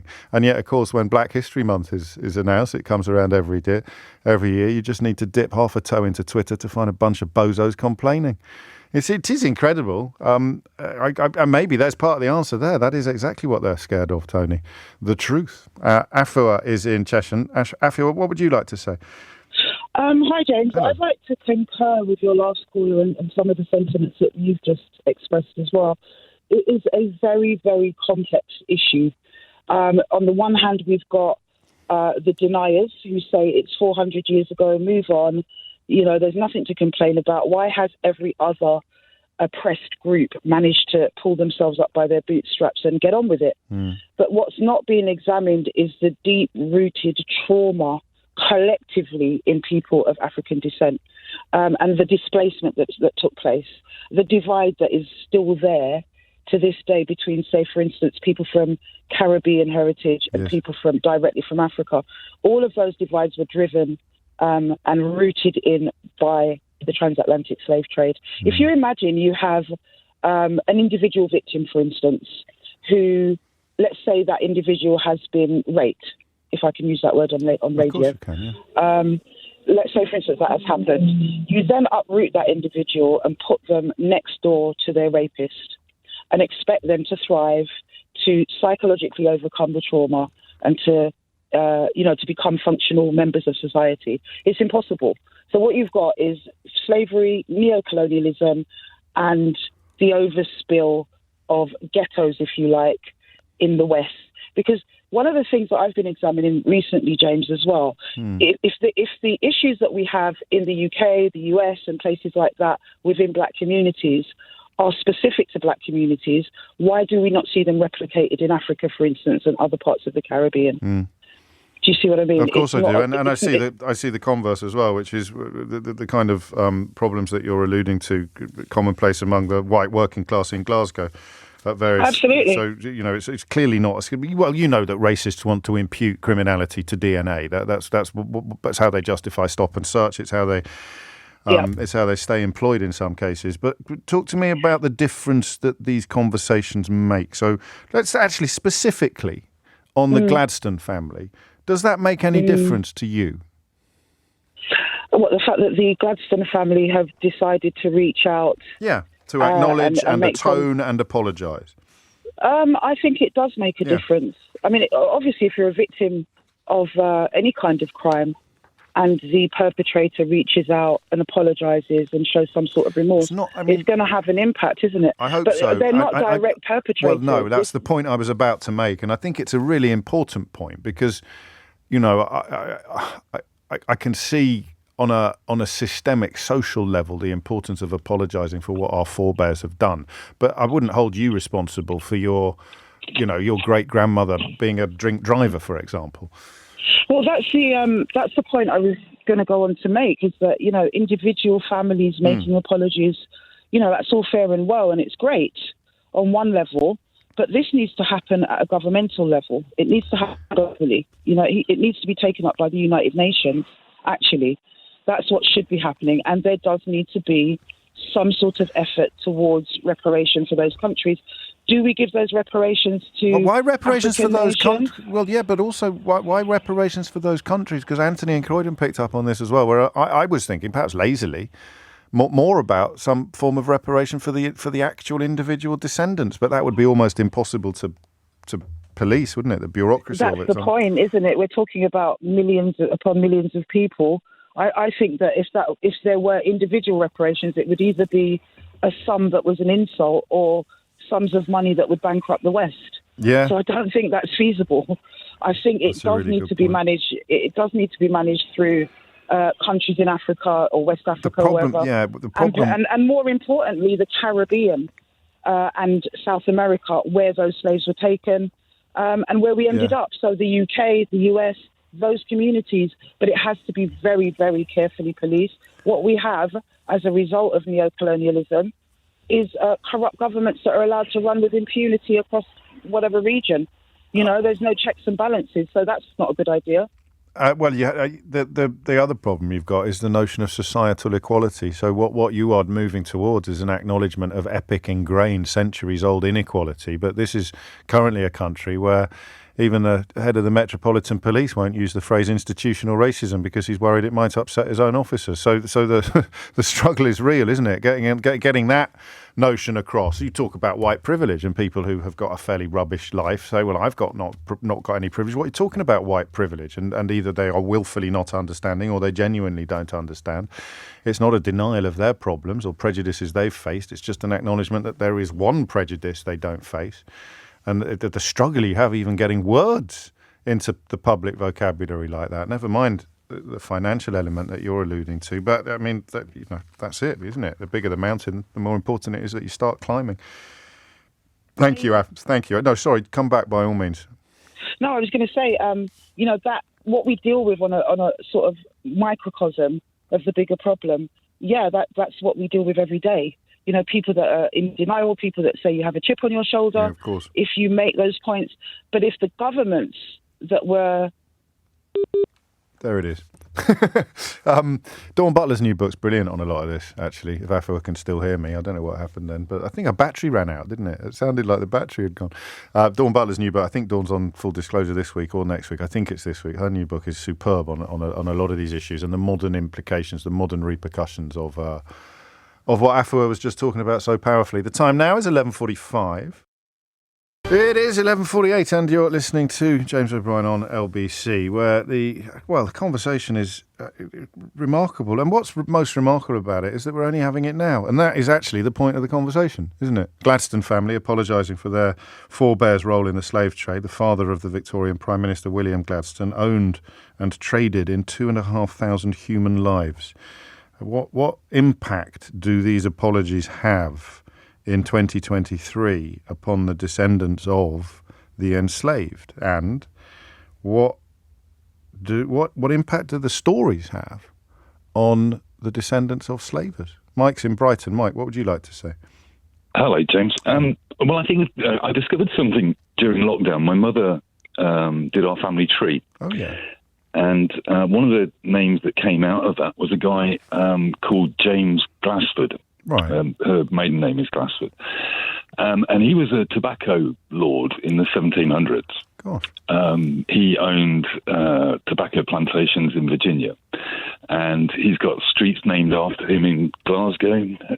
He's got a whole wing of the People's Palace in Glasgow named after him, the museum there. And he features in quite a famous portrait, which has the first portrayal of a black person in English portraiture. All of which my mum was quite proud of, until I started digging into John Glassford and realising that he was a slave trader. He was one of the richest slave traders in the empire. He held out when the British government was offering reparations to the slave traders. He held out, kept his plantations, and then lost them all during the Civil War because he was essentially on the wrong side morally in the Civil War. And he died a pauper, which then makes you wonder, well, what do you do as a relative of a slave trader who hasn't benefited in any way? You know, I don't live in a country mansion in Brighton. No, I don't know that. I don't know that the conversation is about you. You don't think so? I don't know. I mean, it certainly wasn't in my mind. I was thinking, that's why I mentioned the Earl of Harewood and the actor David Harewood. I was thinking about 21st century scenarios that would simply not exist were it not for the 19th, 18th, 17th century context. So sure. Glasgow's recently apologised for continuing to name a street after one of my relatives, which. Well, they apologise for continuing to do it. The progressive side of politics, who obviously find slavery abhorrent. I find it very difficult to sort of come to terms with it. I haven't really fully thought the process through. So have they kept the name in place, or they? Yeah, it's Glassford Street. They apologised for keeping it. They've apologised for having a number of names. Glasgow benefited enormously from the slave trade and tobacco industry. I think it's always been portrayed. The history, my mum's family, it's always been portrayed as we were the poor side of a rich family, but it turned out it actually wasn't. It's a fascinating story. It really is. I think with the apologies, street names, and again, I'm not sure either of us really sort of qualified to have particularly strong opinions on this. I see a street name as less offensive than a statue. I think when the statue in Bristol was... there were statues. There are a number of buildings named after him. There's a museum. Well, exactly. So what I don't want to do is live in a country where a dad has to explain to his son why somebody who enslaved their ancestors, or his daughter, or a mum has to explain to someone who enslaved their ancestors, is still fated in the 21st century. I think that the historical relativism argument falls apart. You say, well, no, of course, they were fated in the 18th and 19th century, but we don't need to be fating them now. The world has changed in the way that, even something as stupid as that Spanish fella kissing the football player after the World Cup final, hearing other callers on LBC with other presenters just simply saying the world has changed. You can't do that anymore. Seems to me perfectly straightforward to say the world has changed.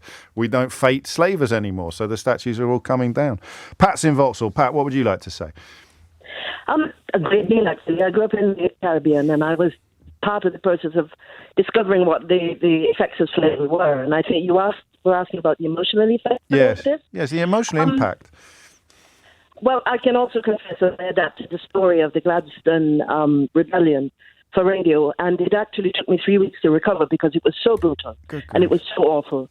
And one of the things that I think people need to understand is that slavery was not just the transporting of people. I'm going to try and get your phone line better, Pat, because I want to listen to every word that you've got to say, and at the moment I'm missing about 1 in 3, so we will come back to you imminently, I promise, all being well. 11:54 is the time. I don't know what's wrong with the phones today, but it's been a particularly tricky hour. Kelvin's in Stratford. Kelvin, what would you like to say? Hi, James. Good morning. Hi. What I would like to contribute is I was born in the Caribbean, right? And my grandfather had a farm, and we used to sell our produce directly to the British, right? The produce that we used to sell and what we used to get for it was absolutely pittance. Yes. And right. So I understand the whole thing about reparation in the sense of non-financial directly to the descendants of the formerly enslaved.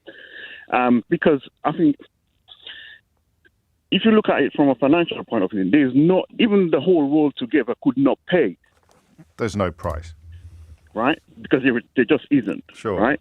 But the way to fix it or to make the reparation is to help the countries that was affected or still been affected by slavery to build their infrastructure, such as good hospitals, good educational facilities, schools, roads to the farms that used to supply the British with the raw materials and all the foods and stuff like that. This is a better way of reparation.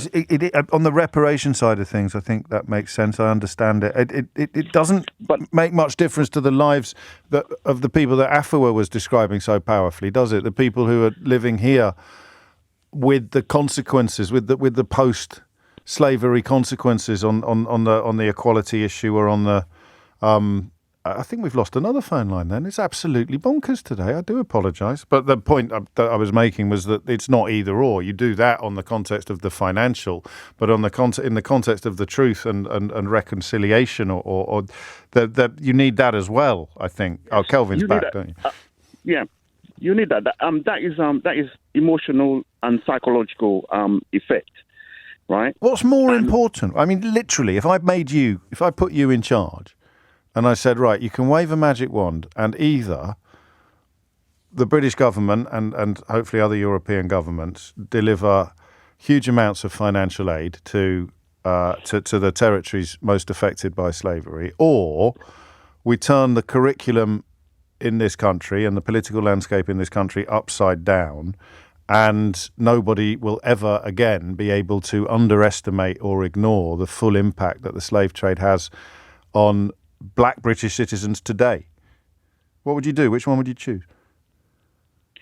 I would choose building the infrastructure of the countries that's directly affected, because the reason I would choose that is because the whole point of migration, and we can see what's happening in the Mediterranean, those things would stop because people wouldn't necessarily have jobs. Yeah, okay. So you would. I mean, one of the great purposes of foreign aid, in the context of a refugee crisis, is to make places from which people are fleeing, nicer, less likely to be fled from. Kelvin, thank you. But let's go back to Pat in Vauxhall. Pat, I think we've improved the quality of your phone line. Where were we? I was just talking about some of the emotional effects of slavery that are not being discussed. I mean, one of the most effective things, I don't know if you've ever heard of the Barbados Code, but actually what they did was learn how to destroy the family so that men were used for breeding, as were women. And it was a highly effective capitalist system because you had almost free labor and you could create new labor as you wanted it. And one of the major problems with that is you had to destroy the identity of the people that you were working with. And we still live with that today. I grew up in a society in Jamaica where literally you were told if you're white, you're all right. If you're brown, stick around. If you're black, stand back. Gosh. And that was within a black-dominated society. Yes. So I think the emotional and social scars go very, very deep. And I think you also need to be really cognizant of the fact that Britain has profited hugely from the islands and has also done an awful lot to destroy. And one of the reasons that Britain moved out of it was the level of rebellion that actually went on. The Gladstone, the revolt in Ghana was led by Jack Gladstone, and his own father was hung on a gibbet and allowed to rot in order to fight the other slaves. So that the history of rebellion and the fact that slaves knew about other rebellions in the Caribbean was one of the reasons that Europe got out of the Caribbean. It was also the reason that beet sugar was so welcome, because all of a sudden they didn't need cane sugar anymore. So there are huge economic and social reasons for what happened, but we paid a price in terms of our self-image, our self-esteem, but of course also our wealth. And the fact that we are tiny islands, we're very vulnerable, and unless we are protected in some way, which is what China is doing now, we are at the mercy of larger economies. blimey, we're supposed to be moving towards the end of the hour, Pat, and you've just opened up a whole host of new avenues of inquiry and conversation. Can I ask you on a personal level how you feel when stories like the one about the Gladstone family are made public this week?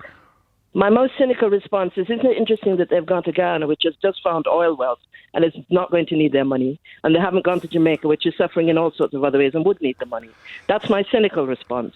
But I also think it's tremendously important that the people of England understand what slavery entails, not because they need to feel guilty, but because they need a true understanding of their history. And once they've got that, then what happens is I think you begin to have more equality and more equality of opportunity. Well, that leads us into territory that we explore often on this programme from all manner of perspectives. And there, of course, are plenty of people who don't want more equality, aren't there? Of course, because in order to be very rich, you need an awful lot of poor people working very hard. And you can tell from what I'm saying what my politics are. So, that's. I think I can, Pat, and I hope you can tell from mine as well that I'm pretty much of a piece with the way you look at things. And that of course, is something we talk about from every angle. The idea of just presuming that people want more equality is so naive. And Pat certainly wasn't doing that, but I spent a significant part of my life under that spell. Pat, thank you so much. It is 12 noon. 4 minutes after 12 is the time, and I think we'll do something a bit Brexity now. I've heard a lot about this, and we've covered it. I don't know whether I will need to expand it from musicians to the broader workforce. I kind of hope not, to be honest with you, because I think it's slightly underestimated. The two sort of very famous musicians one thinks of in this context, Elton John leading the line, despite the fact that he can obviously afford to navigate all of the problems created by Boris Johnson and David Frost and the rest of them. And on the other hand, the bloke out of The Who, Roger Daltrey, making incredibly boneheaded comments on television in the run-up to the referendum vote, just genuinely not understanding what was likely to happen in the event of us leaving the single market. And of course, it's really straightforward. Kieran, the van driver, explained it to us on 100 occasions. If you were, for example, taking a truck, well, I'm going to give you my understanding of what happens, and then obviously we'll take calls from people who do actually know what they're talking about. But you're taking a truck with 50 guitars in it on tour in Europe. You're going to need documentation for each guitar, and that documentation could, I think, conceivably be checked at various borders. So it seems to me that the music industry, the performing music industry, and this would involve everything from opera through to punk rock, as I believe the kids call it, has been completely kebabbed by Brexit. And because we live in a country where the media is still pretending it was a good idea. This is not a phone-in about whether or not Brexit was a good idea, all right? That ship has sailed. It's a phone-in about the specific experiences of a specific sector that will only really, these days, you'll only hear about it in The Guardian. And that is because the rest of occasionally the online algorithms must be changing a bit, because the Express website now sometimes starts reporting reality, but they do it in very apocalyptic headlines. So you will now on the Express website get stories that people are obviously clicking on a lot, and that will say things like, my business has gone bust because of Brexit, or I thought, the I newspaper does it as well, actually, I apologise, not because of algorithms, but they'll get a story from, I voted for Brexit because I thought it would make it easier for me to live in my house in Italy, and now I have to, now I can only stay there for 60 days in every 100 or whatever it is. So the algorithms are clearly changing, but the editorial decisions aren't. Do I need to explain the difference? Let me try anyway. So with a lot of online stuff, you're looking at numbers. It's almost entirely a numbers game. You are looking at what works and trying to emulate it. So the viral clips or the things, the news stories that people are interested in, the ones that they're most likely to click on. It's that straightforward. You probably didn't need me to explain that. But editorial decisions, particularly newspapers that are very top-heavy, where editors or editorial staff still carry enormous weight, editorial decisions are very different. The Daily Mail is never going to run a story about the appalling consequences of Brexit. whether it is on the farming industry, the fishing industry, or in this case, the music industry. It just isn't going to happen. You might get it online where the algorithm is God, but you will not get it in print. Not now. There was a brief window when they had a different editor, when you might have done. That was when they actually reported accurately and fairly on the abomination of trying to save Owen Patterson's career after he'd been found to behave egregiously. But you will never get it in those sort of newspapers. You probably wouldn't get it in the Telegraph. You might get it in the Times a little bit. But in terms of it becoming a major national talking point, it ain't ever going to happen. And a lot of the time, you're only going to see it in the I newspaper, The Guardian, or on Sundays, The Observer. So I want to talk about what Brexit has done to touring musicians.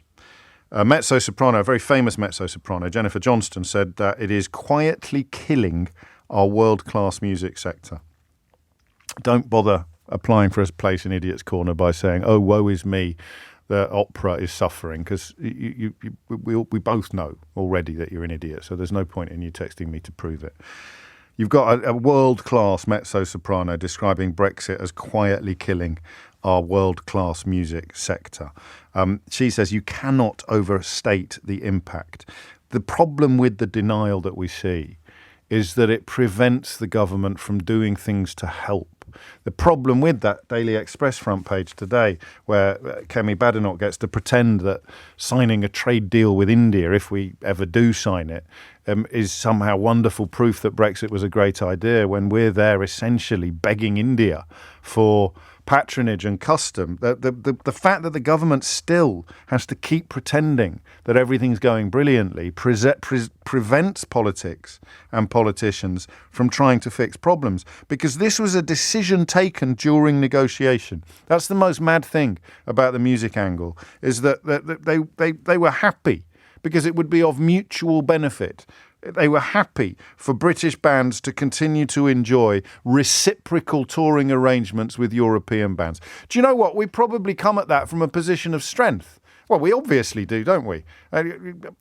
Much, much more likely to go and see a British band playing in Paris or Rome than you are to see a French or Italian band playing in Britain. It is one of the few areas where we are truly world leading. So that must be why David Frost and Boris Johnson decided to, well, I don't know, that doesn't make sense either.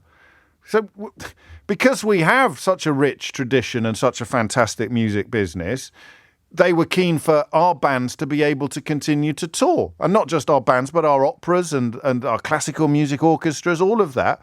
And Boris Johnson and David Frost turned around and said no. Do you want to have a crack at explaining that before we get into what the actual impacts are? Why would they turn around and say no? 0345 6060 973. Because what has actually happened is that we have made it so hard to travel through Europe, to tour Europe, that people have simply stopped. Now, it's not going to affect the massive acts, for want of a better word. Elton John can afford to do it. Coldplay can afford to do it. They might have to ever so slightly rejig their schedule to accommodate how long they can stay in certain territories, but they can do it. It's a lot harder. I've got a mate involved, actually, as a tour manager with one of the biggest bands in the world, but I'm not allowed to tell you which one. And his life has been rendered. He says it's much easier to go to Brazil now than it is to go to Europe. And he can't believe it because it's entirely self-imposed. And the fury they reserve for that decision not to accept an offer to have reciprocal touring rights is I mean, it's spectacular to behold.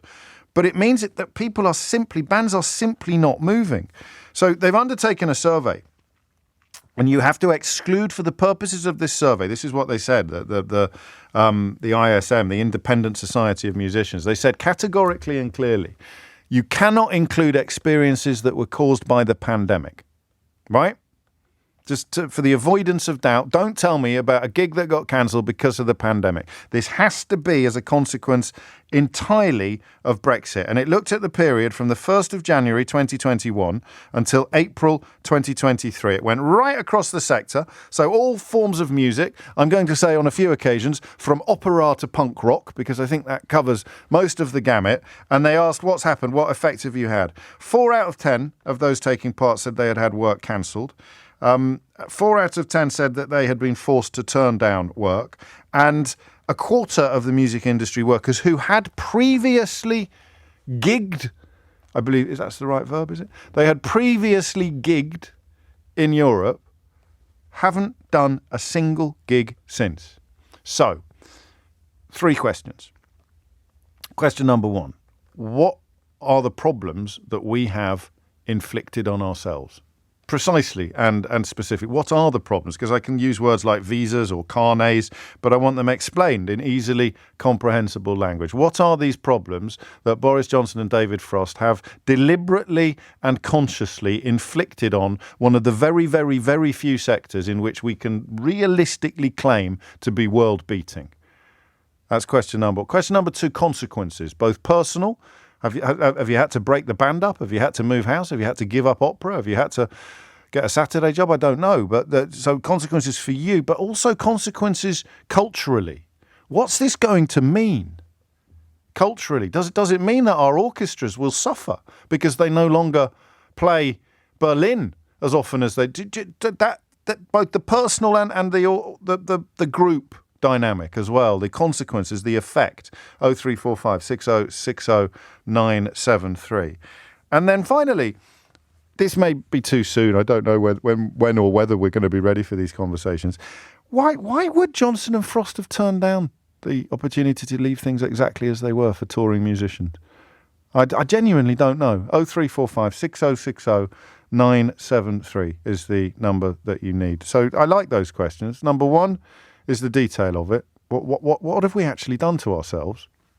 Number 2 is the impact of it. How has it actually affected you or your band or your orchestra or your troupe of Morris dancers? And number 3 is, why did they do this? Did they not realise what they were doing? Or can you think of an ideological rationale for it? Or were they expecting... I mean, it's just utterly, utterly bonkers. Hit the numbers now. You will get through. 0345 6060 973. Well, no, hang on. Well, 3. I should finish that. So, but also associated industries as well. Max says makeup artists, anybody affected by this touring difficulty, by the self-inflicted sanctions on our entertainment industry. 12:17 is the time. Stephen has texted to say, are we going to hear from your mate Matt from the 1976? Mate, it's the 1975. I hope that was a typo and not a very fatal case of old man-itis. I don't know. It's a while since Matty Healy rang in. He's a very, very busy man. And also the 1975 are an act of sufficient stature to be able to navigate the new rules that we've imposed on ourselves. And of course, there might be bands there now that would one day be as big as the 1975, but the fact that building up a fan base in Europe has been rendered much, much harder than it used to be will, in a music industry where live performances and touring are more important than they were when we were kids because of streaming, you could be actually crippling the chances. You could be reducing the chances of the next 1975 having the ability to build the base that they need to become a world-beating band. Russ is in Weybridge. Russ, what made you pick up the phone? Oh, James, good to speak to you. Hope you're doing well. This is a subject that I'm super passionate about. I could talk about it for days, but I'll make it super quick. I'm a professional musician and singer. I've been doing it for years. Before Brexit, my band could just jump in a van, head over to France, perform at a wedding and head back. Now, we did one last August. We've got to apply for a carnet, which costs the best part of 500 quid for all of our equipment. Then we've got to go and we've got to get customs check before we get on the ferry, customs check after we get off the ferry. Then we can go and do the gig. Then when we come back, we've got to get a customs check again before we get on the ferry. And then we've got to get a customs check again when we get back in the UK, just because we're going over the border with equipment. Are you? I mean, on the other hand, I don't know whether or not this is going to address all of your issues or just most of them. Obviously, when Kemi Badenoch signs a new trade deal with India, everything's going to be brilliant for you. Yeah, it's perfect because we can just pop over to India to do a gig. But I don't even think you'll be able to do that, mate. I think that, but I mean, so I don't want to. I mean, you give me as much detail as you want to give me. How big a chunk out of the average fee for one night would £500 take? It's not so much us because we'll pass that on to the client, but then that adds up the cost. Yes. And then so now we can't really take our equipment abroad. No. So what I'm seeing is there are companies now that are setting themselves up over in Europe that are hiring out the equipment. So essentially, we have to charge the client twice to hire in all of the backline, the guitar amps, the drums, the keyboard, everything like that, and then our fee for our time. Now, I'm in a fortunate position. I'll get a local band, thanks. Or get a local band, which again has an add-on effect, because if me and my band and other bands aren't now able to go over to France, there's more bands in the UK, which then drives the price down for bands performing in the UK. Because you're all circling the same carcass. Because we're all in the same country now. I mean, if you're just going abroad with one instrument, you can get on a plane, and it's not actually a problem. It's still harder than it was, but it's not as hard as it is for you. So it's not nothing has been made easier for anybody. It's not been made easier, and it's just you asked the question, why have they done it? I have absolutely no idea. It's the most ridiculous thing ever. And if the EU offered us the opportunity, they did. I'm 99.9% sure, and I never get anything wrong about Brexit. I'm confident they did as well. And I don't know what, of all the things, if people are so passionate about immigration, they don't want foreigners coming. I don't agree with that at all. Sure. Brexit was the most ridiculous thing. But professional musicians, artists, cameramen, photographers, it's all in the same ballpark. Of course it is. Because it could be a film set that you're going to, couldn't it? Exactly. Not a concert hall. I know like wedding and event photographers that they have to deal with the same things. If they want to take like a full-on lighting rig, they can't, because they can't just carry it on a plane. Unbelievable. No one's going to be... Well, Phil's had a go at answering it, actually. He says Johnson and Frost turned down the reciprocal deal because they're as thick as Pavarotti's floorboards. I completely I haven't agree. heard that before. Is that a well-known figure of speech? I quite like it. It's a bit fattest, I suppose. Yeah, it is a little bit, but I completely agree. Thank you, Russ, and good night. Do you want to mention the band for anyone looking for a band in this country or not? It's your choice. There's two bands. There's the DeLoreans, and there's another band called Fiddling About as well, which I frank. All right. Cheers, Russ. Take care, mate. I like the DeLoreans. Do the DeLoreans play 80s stuff? No, it's like we take you back and forward in time. So we'll do like a 60s song, then we'll do like a 90s song, then we'll do an 80s, and then we'll do like a 2000s. So we take on a journey. I love that. That's a great idea. Nice one. Russ, take care, mate. Stay safe. It is 23 minutes after 12. Just crack on with this, actually. I'm not going to need to extend it to any other industries, but if you're feeling a bit left out, feel free to join in. Ollie's in Clapham. Ollie, what would you like to say? Hi, I'm part of an indie rock band, and we're doing pretty well. We've done a lot of cool things, but to tour in Europe, if we're going to be very specific about that, is nigh on impossible for anyone. I come from a fairly well-off background, but it is still not affordable for me. I can't imagine. There's no way I can see anyone from any other kind of background, unless they are uber rich, to be able to do that. And the thing is, even if you're uber rich, you're not supposed to be running at a loss, are you? However wealthy your parents are. Exactly, not at all. And the thing is, it's not realistic for every band to become the 1975. Yeah, but some people do want to make a living out of it. Of course. And in the UK. No disrespect to but I think we've had a real hit in our with regards to people paying out to other bands. So it's difficult for other people to pay bands, but we don't get paid very well playing in the UK. In Europe, they pay really, really well. The French and the Germans, they love indie music, and they will fork out a few £100 for a gig. And you do not get that in the UK. So it doesn't happen. What have you done then? Have you been you kind of run at a bit of a loss when you've played Europe in the hope of building up a following? No, so the one time that we got to do. How long has the band been together, Ollie? We're about 4 years now. Okay. We're doing pretty well. Good. What are they called? Can I ask what they're called, or do you not want to get publicity on an old man's radio show? No, it's all right. We are the Great Leslie. The Great... and the Great Leslie. What a great name. Yeah, it's after a Tony Curtis character in an old film. My 17-year-old will be texting me shortly, going, "Oh my God, I can't believe you've got the great Leslie on the show." But playing Europe is close to impossible, is what you're telling us. Yeah, I mean, as I was saying, I think it must have been a year and a half ago. We got to go to France by the grace of a family friend of mine, right. who they love our music, and it was their birthday, and they said, "We'll pay for your carnets, we'll pay for the visas, we'll pay for all of this. Just come over and play for us." And then we got to play a few other gigs. Right, off the back of that because they'd broken the back of it for you. Exactly. Oh, man, that's unfair. That's so unfair, isn't it? Because that also, I mean, I don't want to be really... Go on.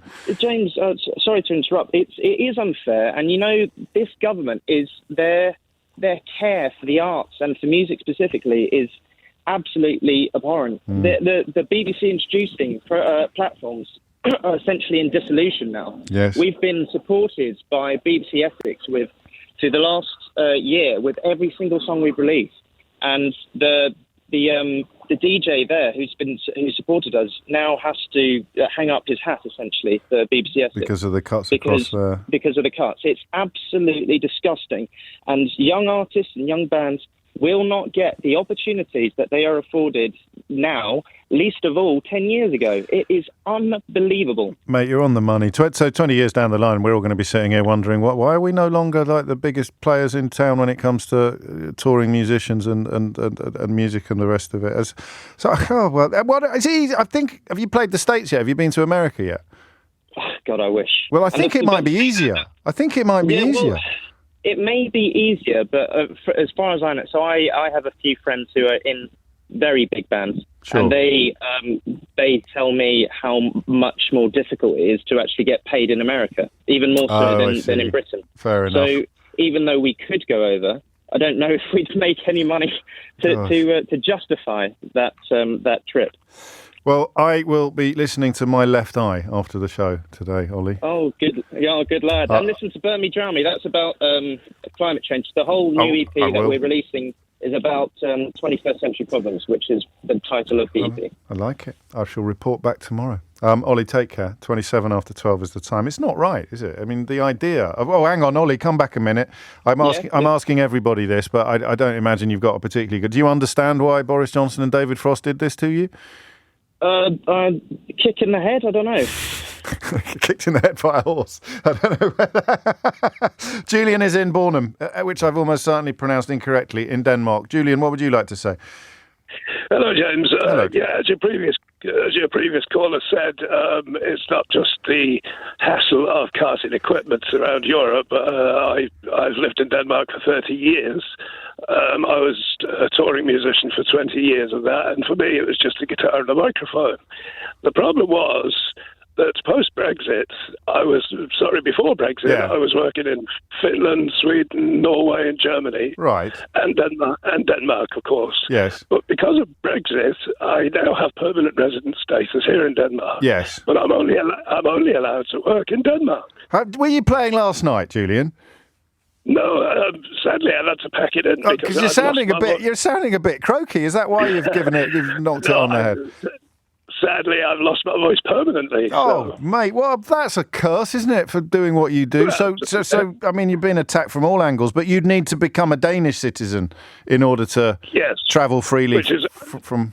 Yes, and I'm presently waiting for Danish citizenship, which takes about 2.5 years. It's incredible, right? 2.5 years. Well, the irony is... Go on. The irony is, James, is I can see Sweden from where I live on a clear day. Oh, that's nice. Yes, I can't play there. But you can't play there. It's absolutely baffling. I think that point I made at the outset about the media still being, or most media still being caught up in both denial and delusion, explains why these sort of stories, because we've just had both. I won't ask your vintage, Julian, but you're nearer the end of the other end of the line compared to Ollie on before with his band that's making great. I'm just looking at some of their reviews. I mean, that is a band that is going places, but it's not going to Europe. It's insane.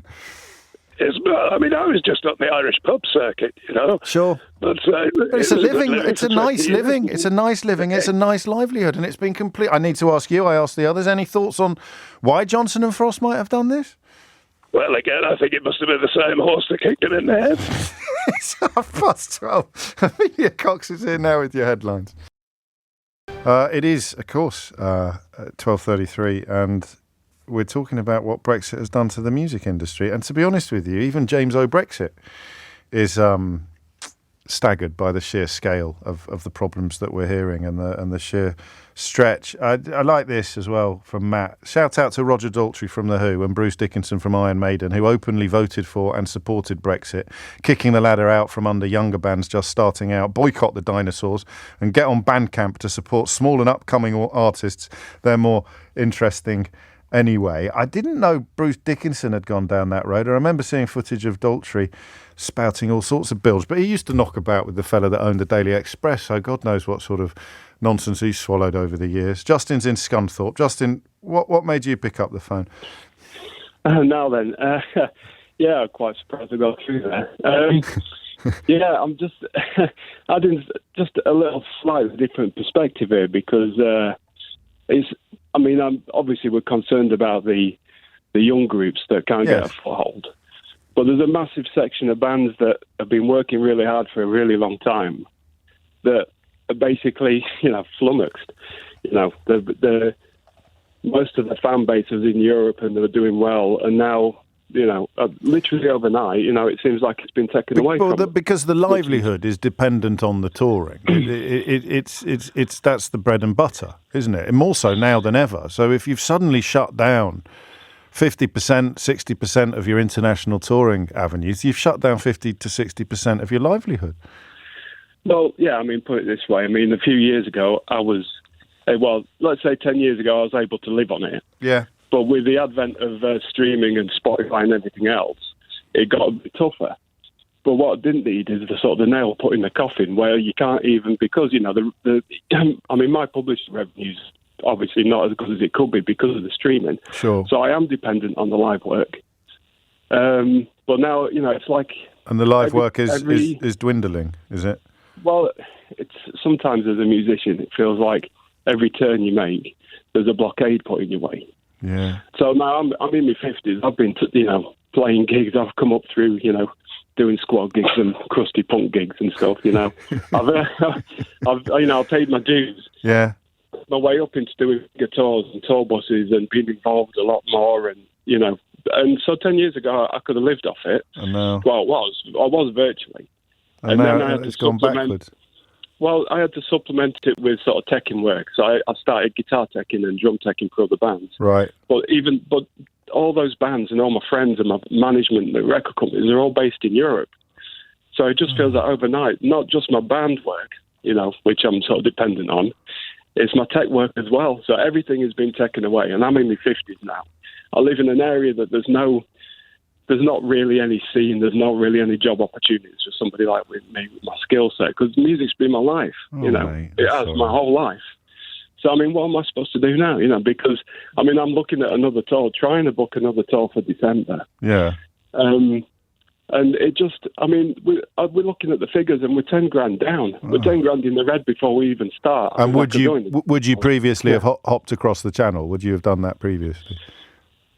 Yeah, because, you have your big one-off like you travel. I'm losing the phone line, Justin. It's been a right day for that. It really. What's the name of? It might be me. What is the name of the? Are you in a band or are you a solo act? No, I've got a band. I've been in many other bands before, so it's. Well, if people want to come and see you play, really... you don't have to give. Is it not suitable? Are you in one of those bands with a very rude name? No, it's. I'll tell you if you like, but it's not really about my band. It's about the situation. Oh, mate, I know that. I know. Oh, no, I'm just trying. I'm not trying to sort of get on the radio to big my own band up. I know you're not. If I thought you were, if I thought you, such a big problem. If I thought you were doing that, I wouldn't be asking. I'd have binned you off immediately. You're clearly speaking also from that last text I read out, the perspective of people younger than you. They've had people like Daltrey have kicked the ladder out from under them. It's incredible, isn't it?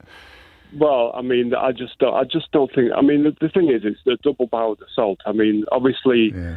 The ruling class and the people who got in power at the minute, they're not bothered about arts and culture.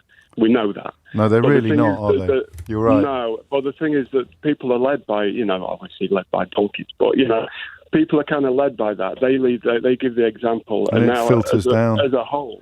Yeah, it Philistines. People don't regard musicians or artists or of any kind as a legit career, Well, and that's the way. I mean, I've never felt so marginalised now. I can tell. I can hear it in your voice. Well, I think I can. I've never heard you speak before, so maybe you've sounded like this always. But there's a glumness, isn't there? There, a sense of powerlessness. When is your next gig?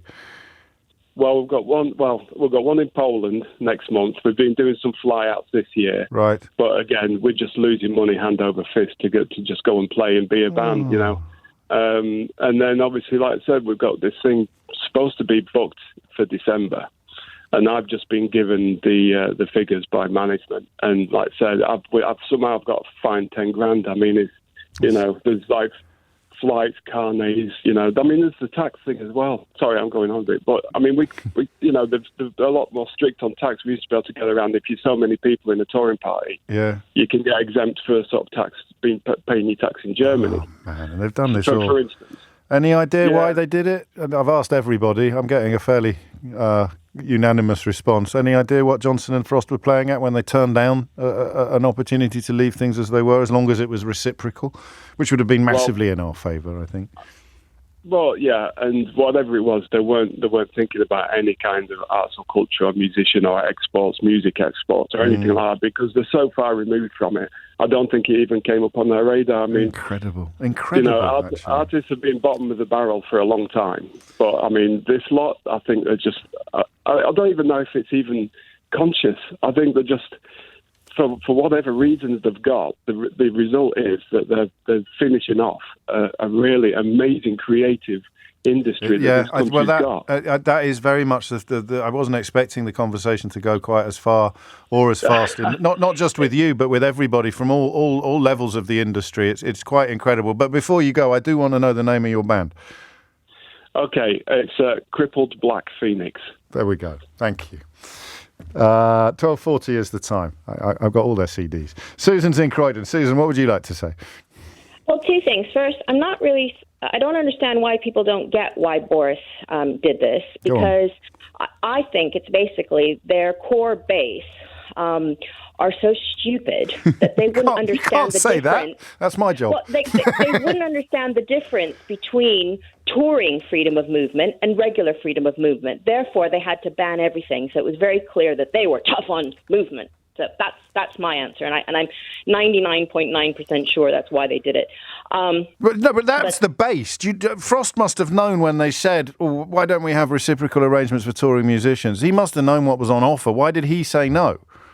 Well, because if they did, then there would be Europeans coming over here under freedom of movement, and the rabid Brexiters would be like, oh no, there's freedom of movement. We don't want banjo-playing Belgians on our shores. Do you really think so? Yes. I think they thought they were that stupid that they wouldn't be able to tell the difference. Yeah, so they just blanket ban. I mean, just look at the Rwanda thing. I mean, they do so many things that are just not really well thought through, just to appease their base. That I think that's why they did it. In terms of my experience, it's not my personal experience. My partner is a conductor, and what route? Pardon? Yeah. What route? Come on. Well, I know, it's very funny. Yeah. That deserved more, didn't it? That came from nowhere as well. Sorry, carry on, Susan. Yeah, he's a conductor, and he actually has to have a spreadsheet now that tracks the number of days that he's in the EU. And he has to have it with him when he goes through border control, because he's got so many stamps in his passport. So they're trying to figure out whether he's overstayed. And so he has to say, no, I've got X number of days. He has to show them the And that is what people don't understand, is that's causing border delays, because lorry drivers have to do that as well, and tourists have to do that as well, and everybody has to do that as well. And previously they didn't have to do any of it. Yeah, and at one point the woman actually didn't want to look at his spreadsheet. She said, I need to count all of your stamps. And she sat there and counted. I mean, he's going to need a new passport soon. That's how many stamps he has in his thing. And it was a brand new passport. And the thing is, it's so your partner is quite a big shot conductor then, clearly. He is, yeah. And and he's actually looking to see if he can set up some sort of business and get himself a visa somewhere, because in a country where he spends a lot of time, but it's not really useful. You mean some sort of residency? Yeah, but it's very difficult. Well, I mean, would you consider moving? Well, but the thing is, he also needs to be here because he does a lot of stuff in the UK. Yeah, you know what I mean? Because that's actually only one of the things that he does, because he does quite a lot of different things, and he's because he's a composer as well, and he does a whole lot of things, and he needs to be in the London area for a variety of things that he does. So we have, what a mess! I mean, so. Personally, can I just add one thing? So personally, it also impacts our ability to even travel, because now we can hardly take any holidays in Europe, because he's concerned that if we actually go on holidays in Europe, he'll come. He's used up all his days.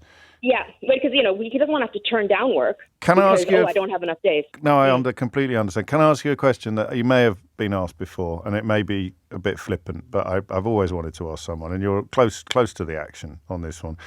How can you tell the difference between a good conductor and a bad conductor? Oh, he could answer that. I couldn't. I just tease him about waving his arms around. That's what I've always thought. I go to quite a lot of live music, more actually, as I become more mature in my tastes. But I mean, how can you tell that someone is brilliant at it and less good at it? I think it's the orchestra really that can tell more, because a good conductor can get them to instinctively know what you want and get them all playing together. I mean, like I said, I'm not the best person at describing it. It's just I have actually tried, because he has tried to teach me, and it's really hard. Well, I'm not doubting that. I wouldn't, I'm not Eric Morecambe. I'm not suggesting for a minute that it's easy. I'm intrigued by, a sort of a Simon Rattle or someone compared to a bloke that I saw at Kidderminster Town Hall when I was a kid. What the golf? Go on. When you can tell it when you hear it. No, you can. Yeah, you're right. Music, you can. And it just but I've always thought that was. I've always thought that was the musician's fault. I've always so our school orchestra was rubbish. They could have had the best conductor in the world in front of them, but the headmaster insisted on playing the tuba, Susan, and he dragged everybody else down with him. I look forward to finding out more about that.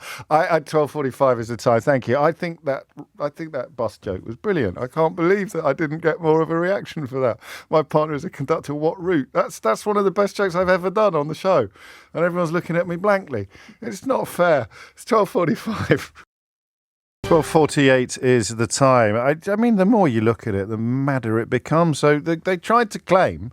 The UK government, you're going back to 2021, so Johnson's in the house, and that they tried to get the deal for musicians, and it was the other lot that turned it down, and then the EU turned up with the receipts and explained that it's perfectly normal for third countries, which is what we would be, to have a proposal to exempt performers from the huge cost and bureaucracy.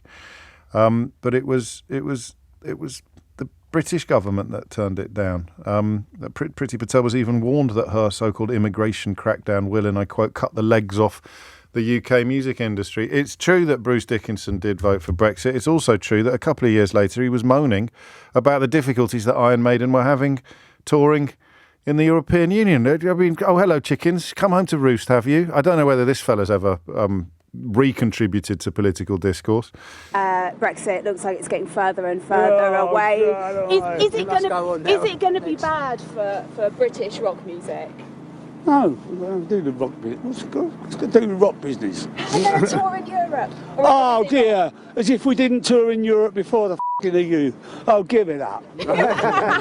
On that note. Give it up. Thank you very much, Betty. That's great. We're going to if you want to sign up to be ruled by a mafia, you do it. Just a quick one. Like being governed by FIFA. What an absolute weapon. Roger Daltrey there. I just hope he doesn't get fooled again. Do you get it?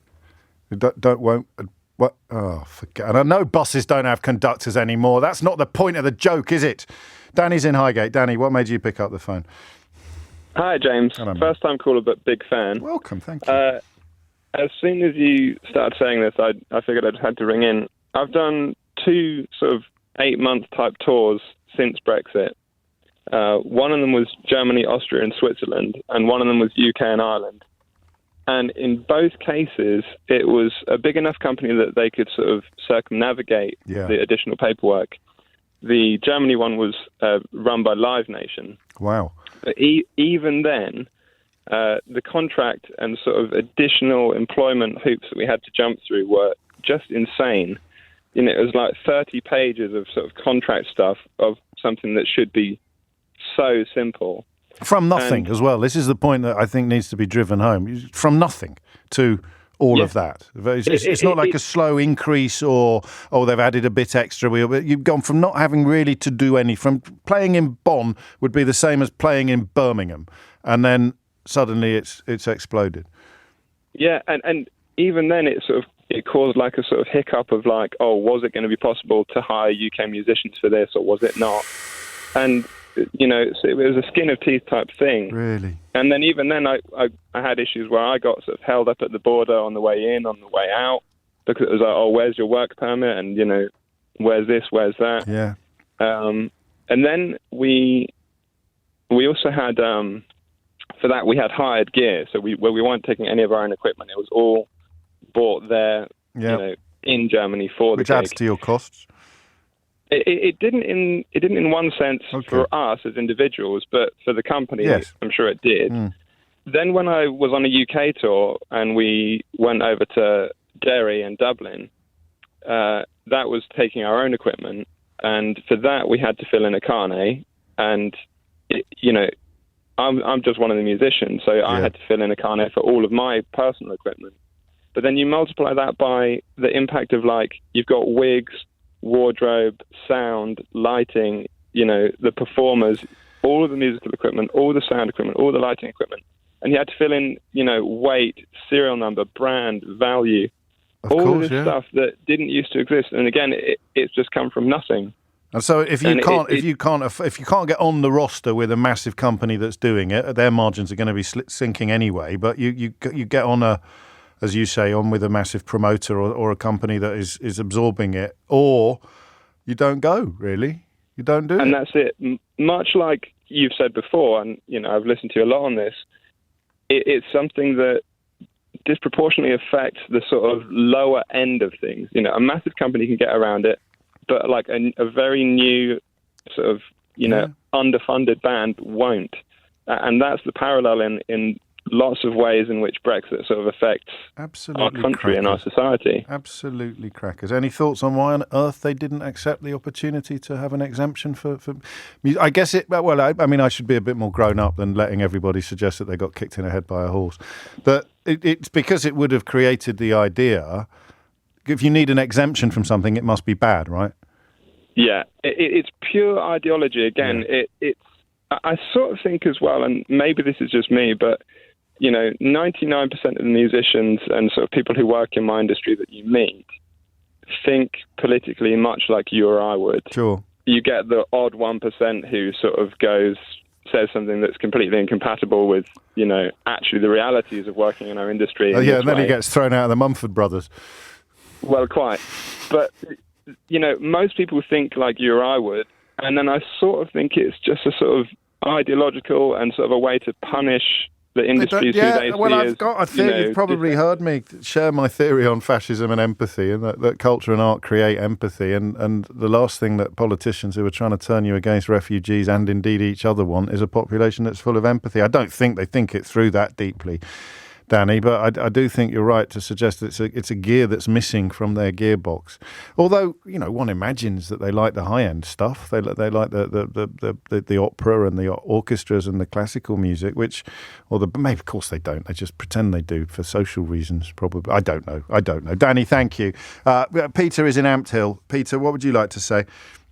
Well, I just wanted to put my penneth in about what happens when you run out of your Schengen days and how much it can cost you. I've got a contract with La Monnaie Opera House, oddly enough, talking about opera. Now, I'm speaking to you from Nadine Dorries' country, by the way. I just noticed that.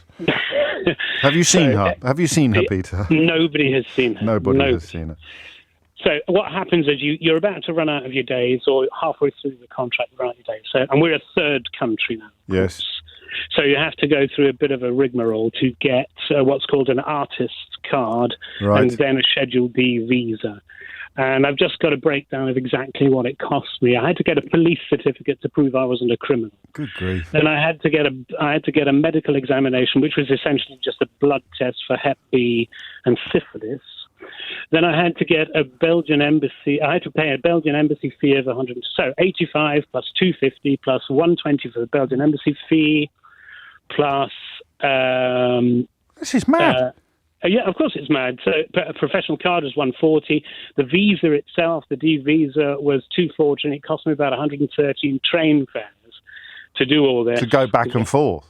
That's right, all the time. The grand total was £965 to get a visa to work at La Monnaie if you're running out of your free Schengen days. Good so grief. there it is. Yeah.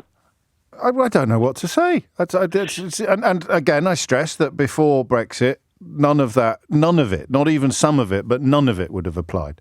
Well, that's true. And of course, one of Johnson's more hilarious lies, and I quote from 2016 when he said, British people will still be able to go and work in the EU, to live, to travel, to study, to buy homes and settle down.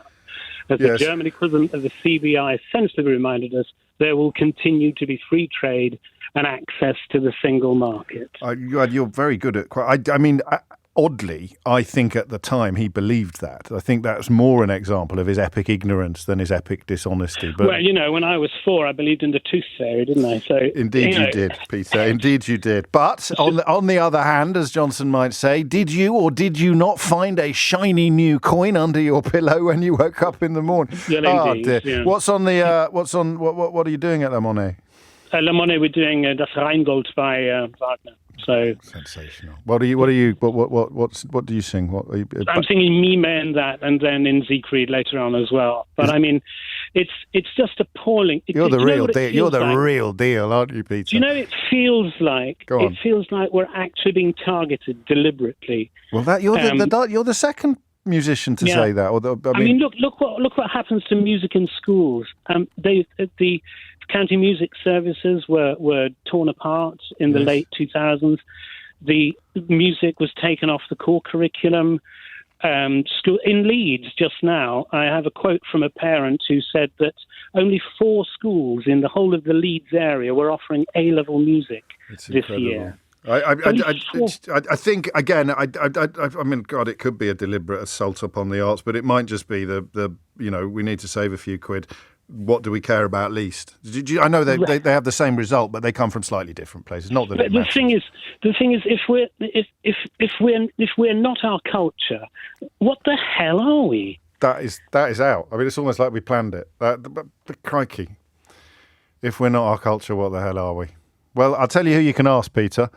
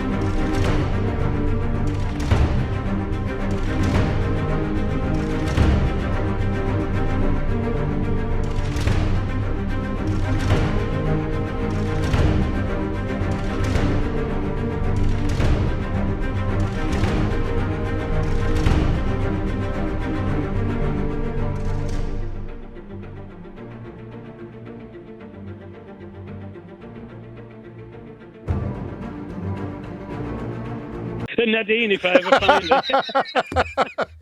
She was Secretary of State. God help us all for culture, media and sport. We haven't even done Dory's watch today. Thank you. Gosh, what an erudite bunch we have listening to the programme. If you missed any of today's shows, you can listen back on Catch Up on Global Player, where you can also rewind live radio. You'll find all of LBC's shows to catch up on, as well as stay up to date with the latest news from LBC. Tomorrow, of course, from 10, speak to Sadiq. It's going to be ULEZ-tastic. And don't forget to go to Global Player. Download the app for free from your app store or head to globalplayer.com. Coming up at 4, Ben Kentish sitting in for Tom Swarbrick, and coming up now... Like you'd forgotten my name. Sorry, who's this? Yeah, it's me again. Yeah, it's me again. Yeah, it's me again. Yeah, it's me again. Yeah, it's me again. Yeah, it's me again. Yeah, it's me again. Yeah, it's me again. Yeah, it's me again. Yeah, it's me again. Yeah, it's me again. Yeah, it's me again. Yeah, it's me again. Yeah, it's me again.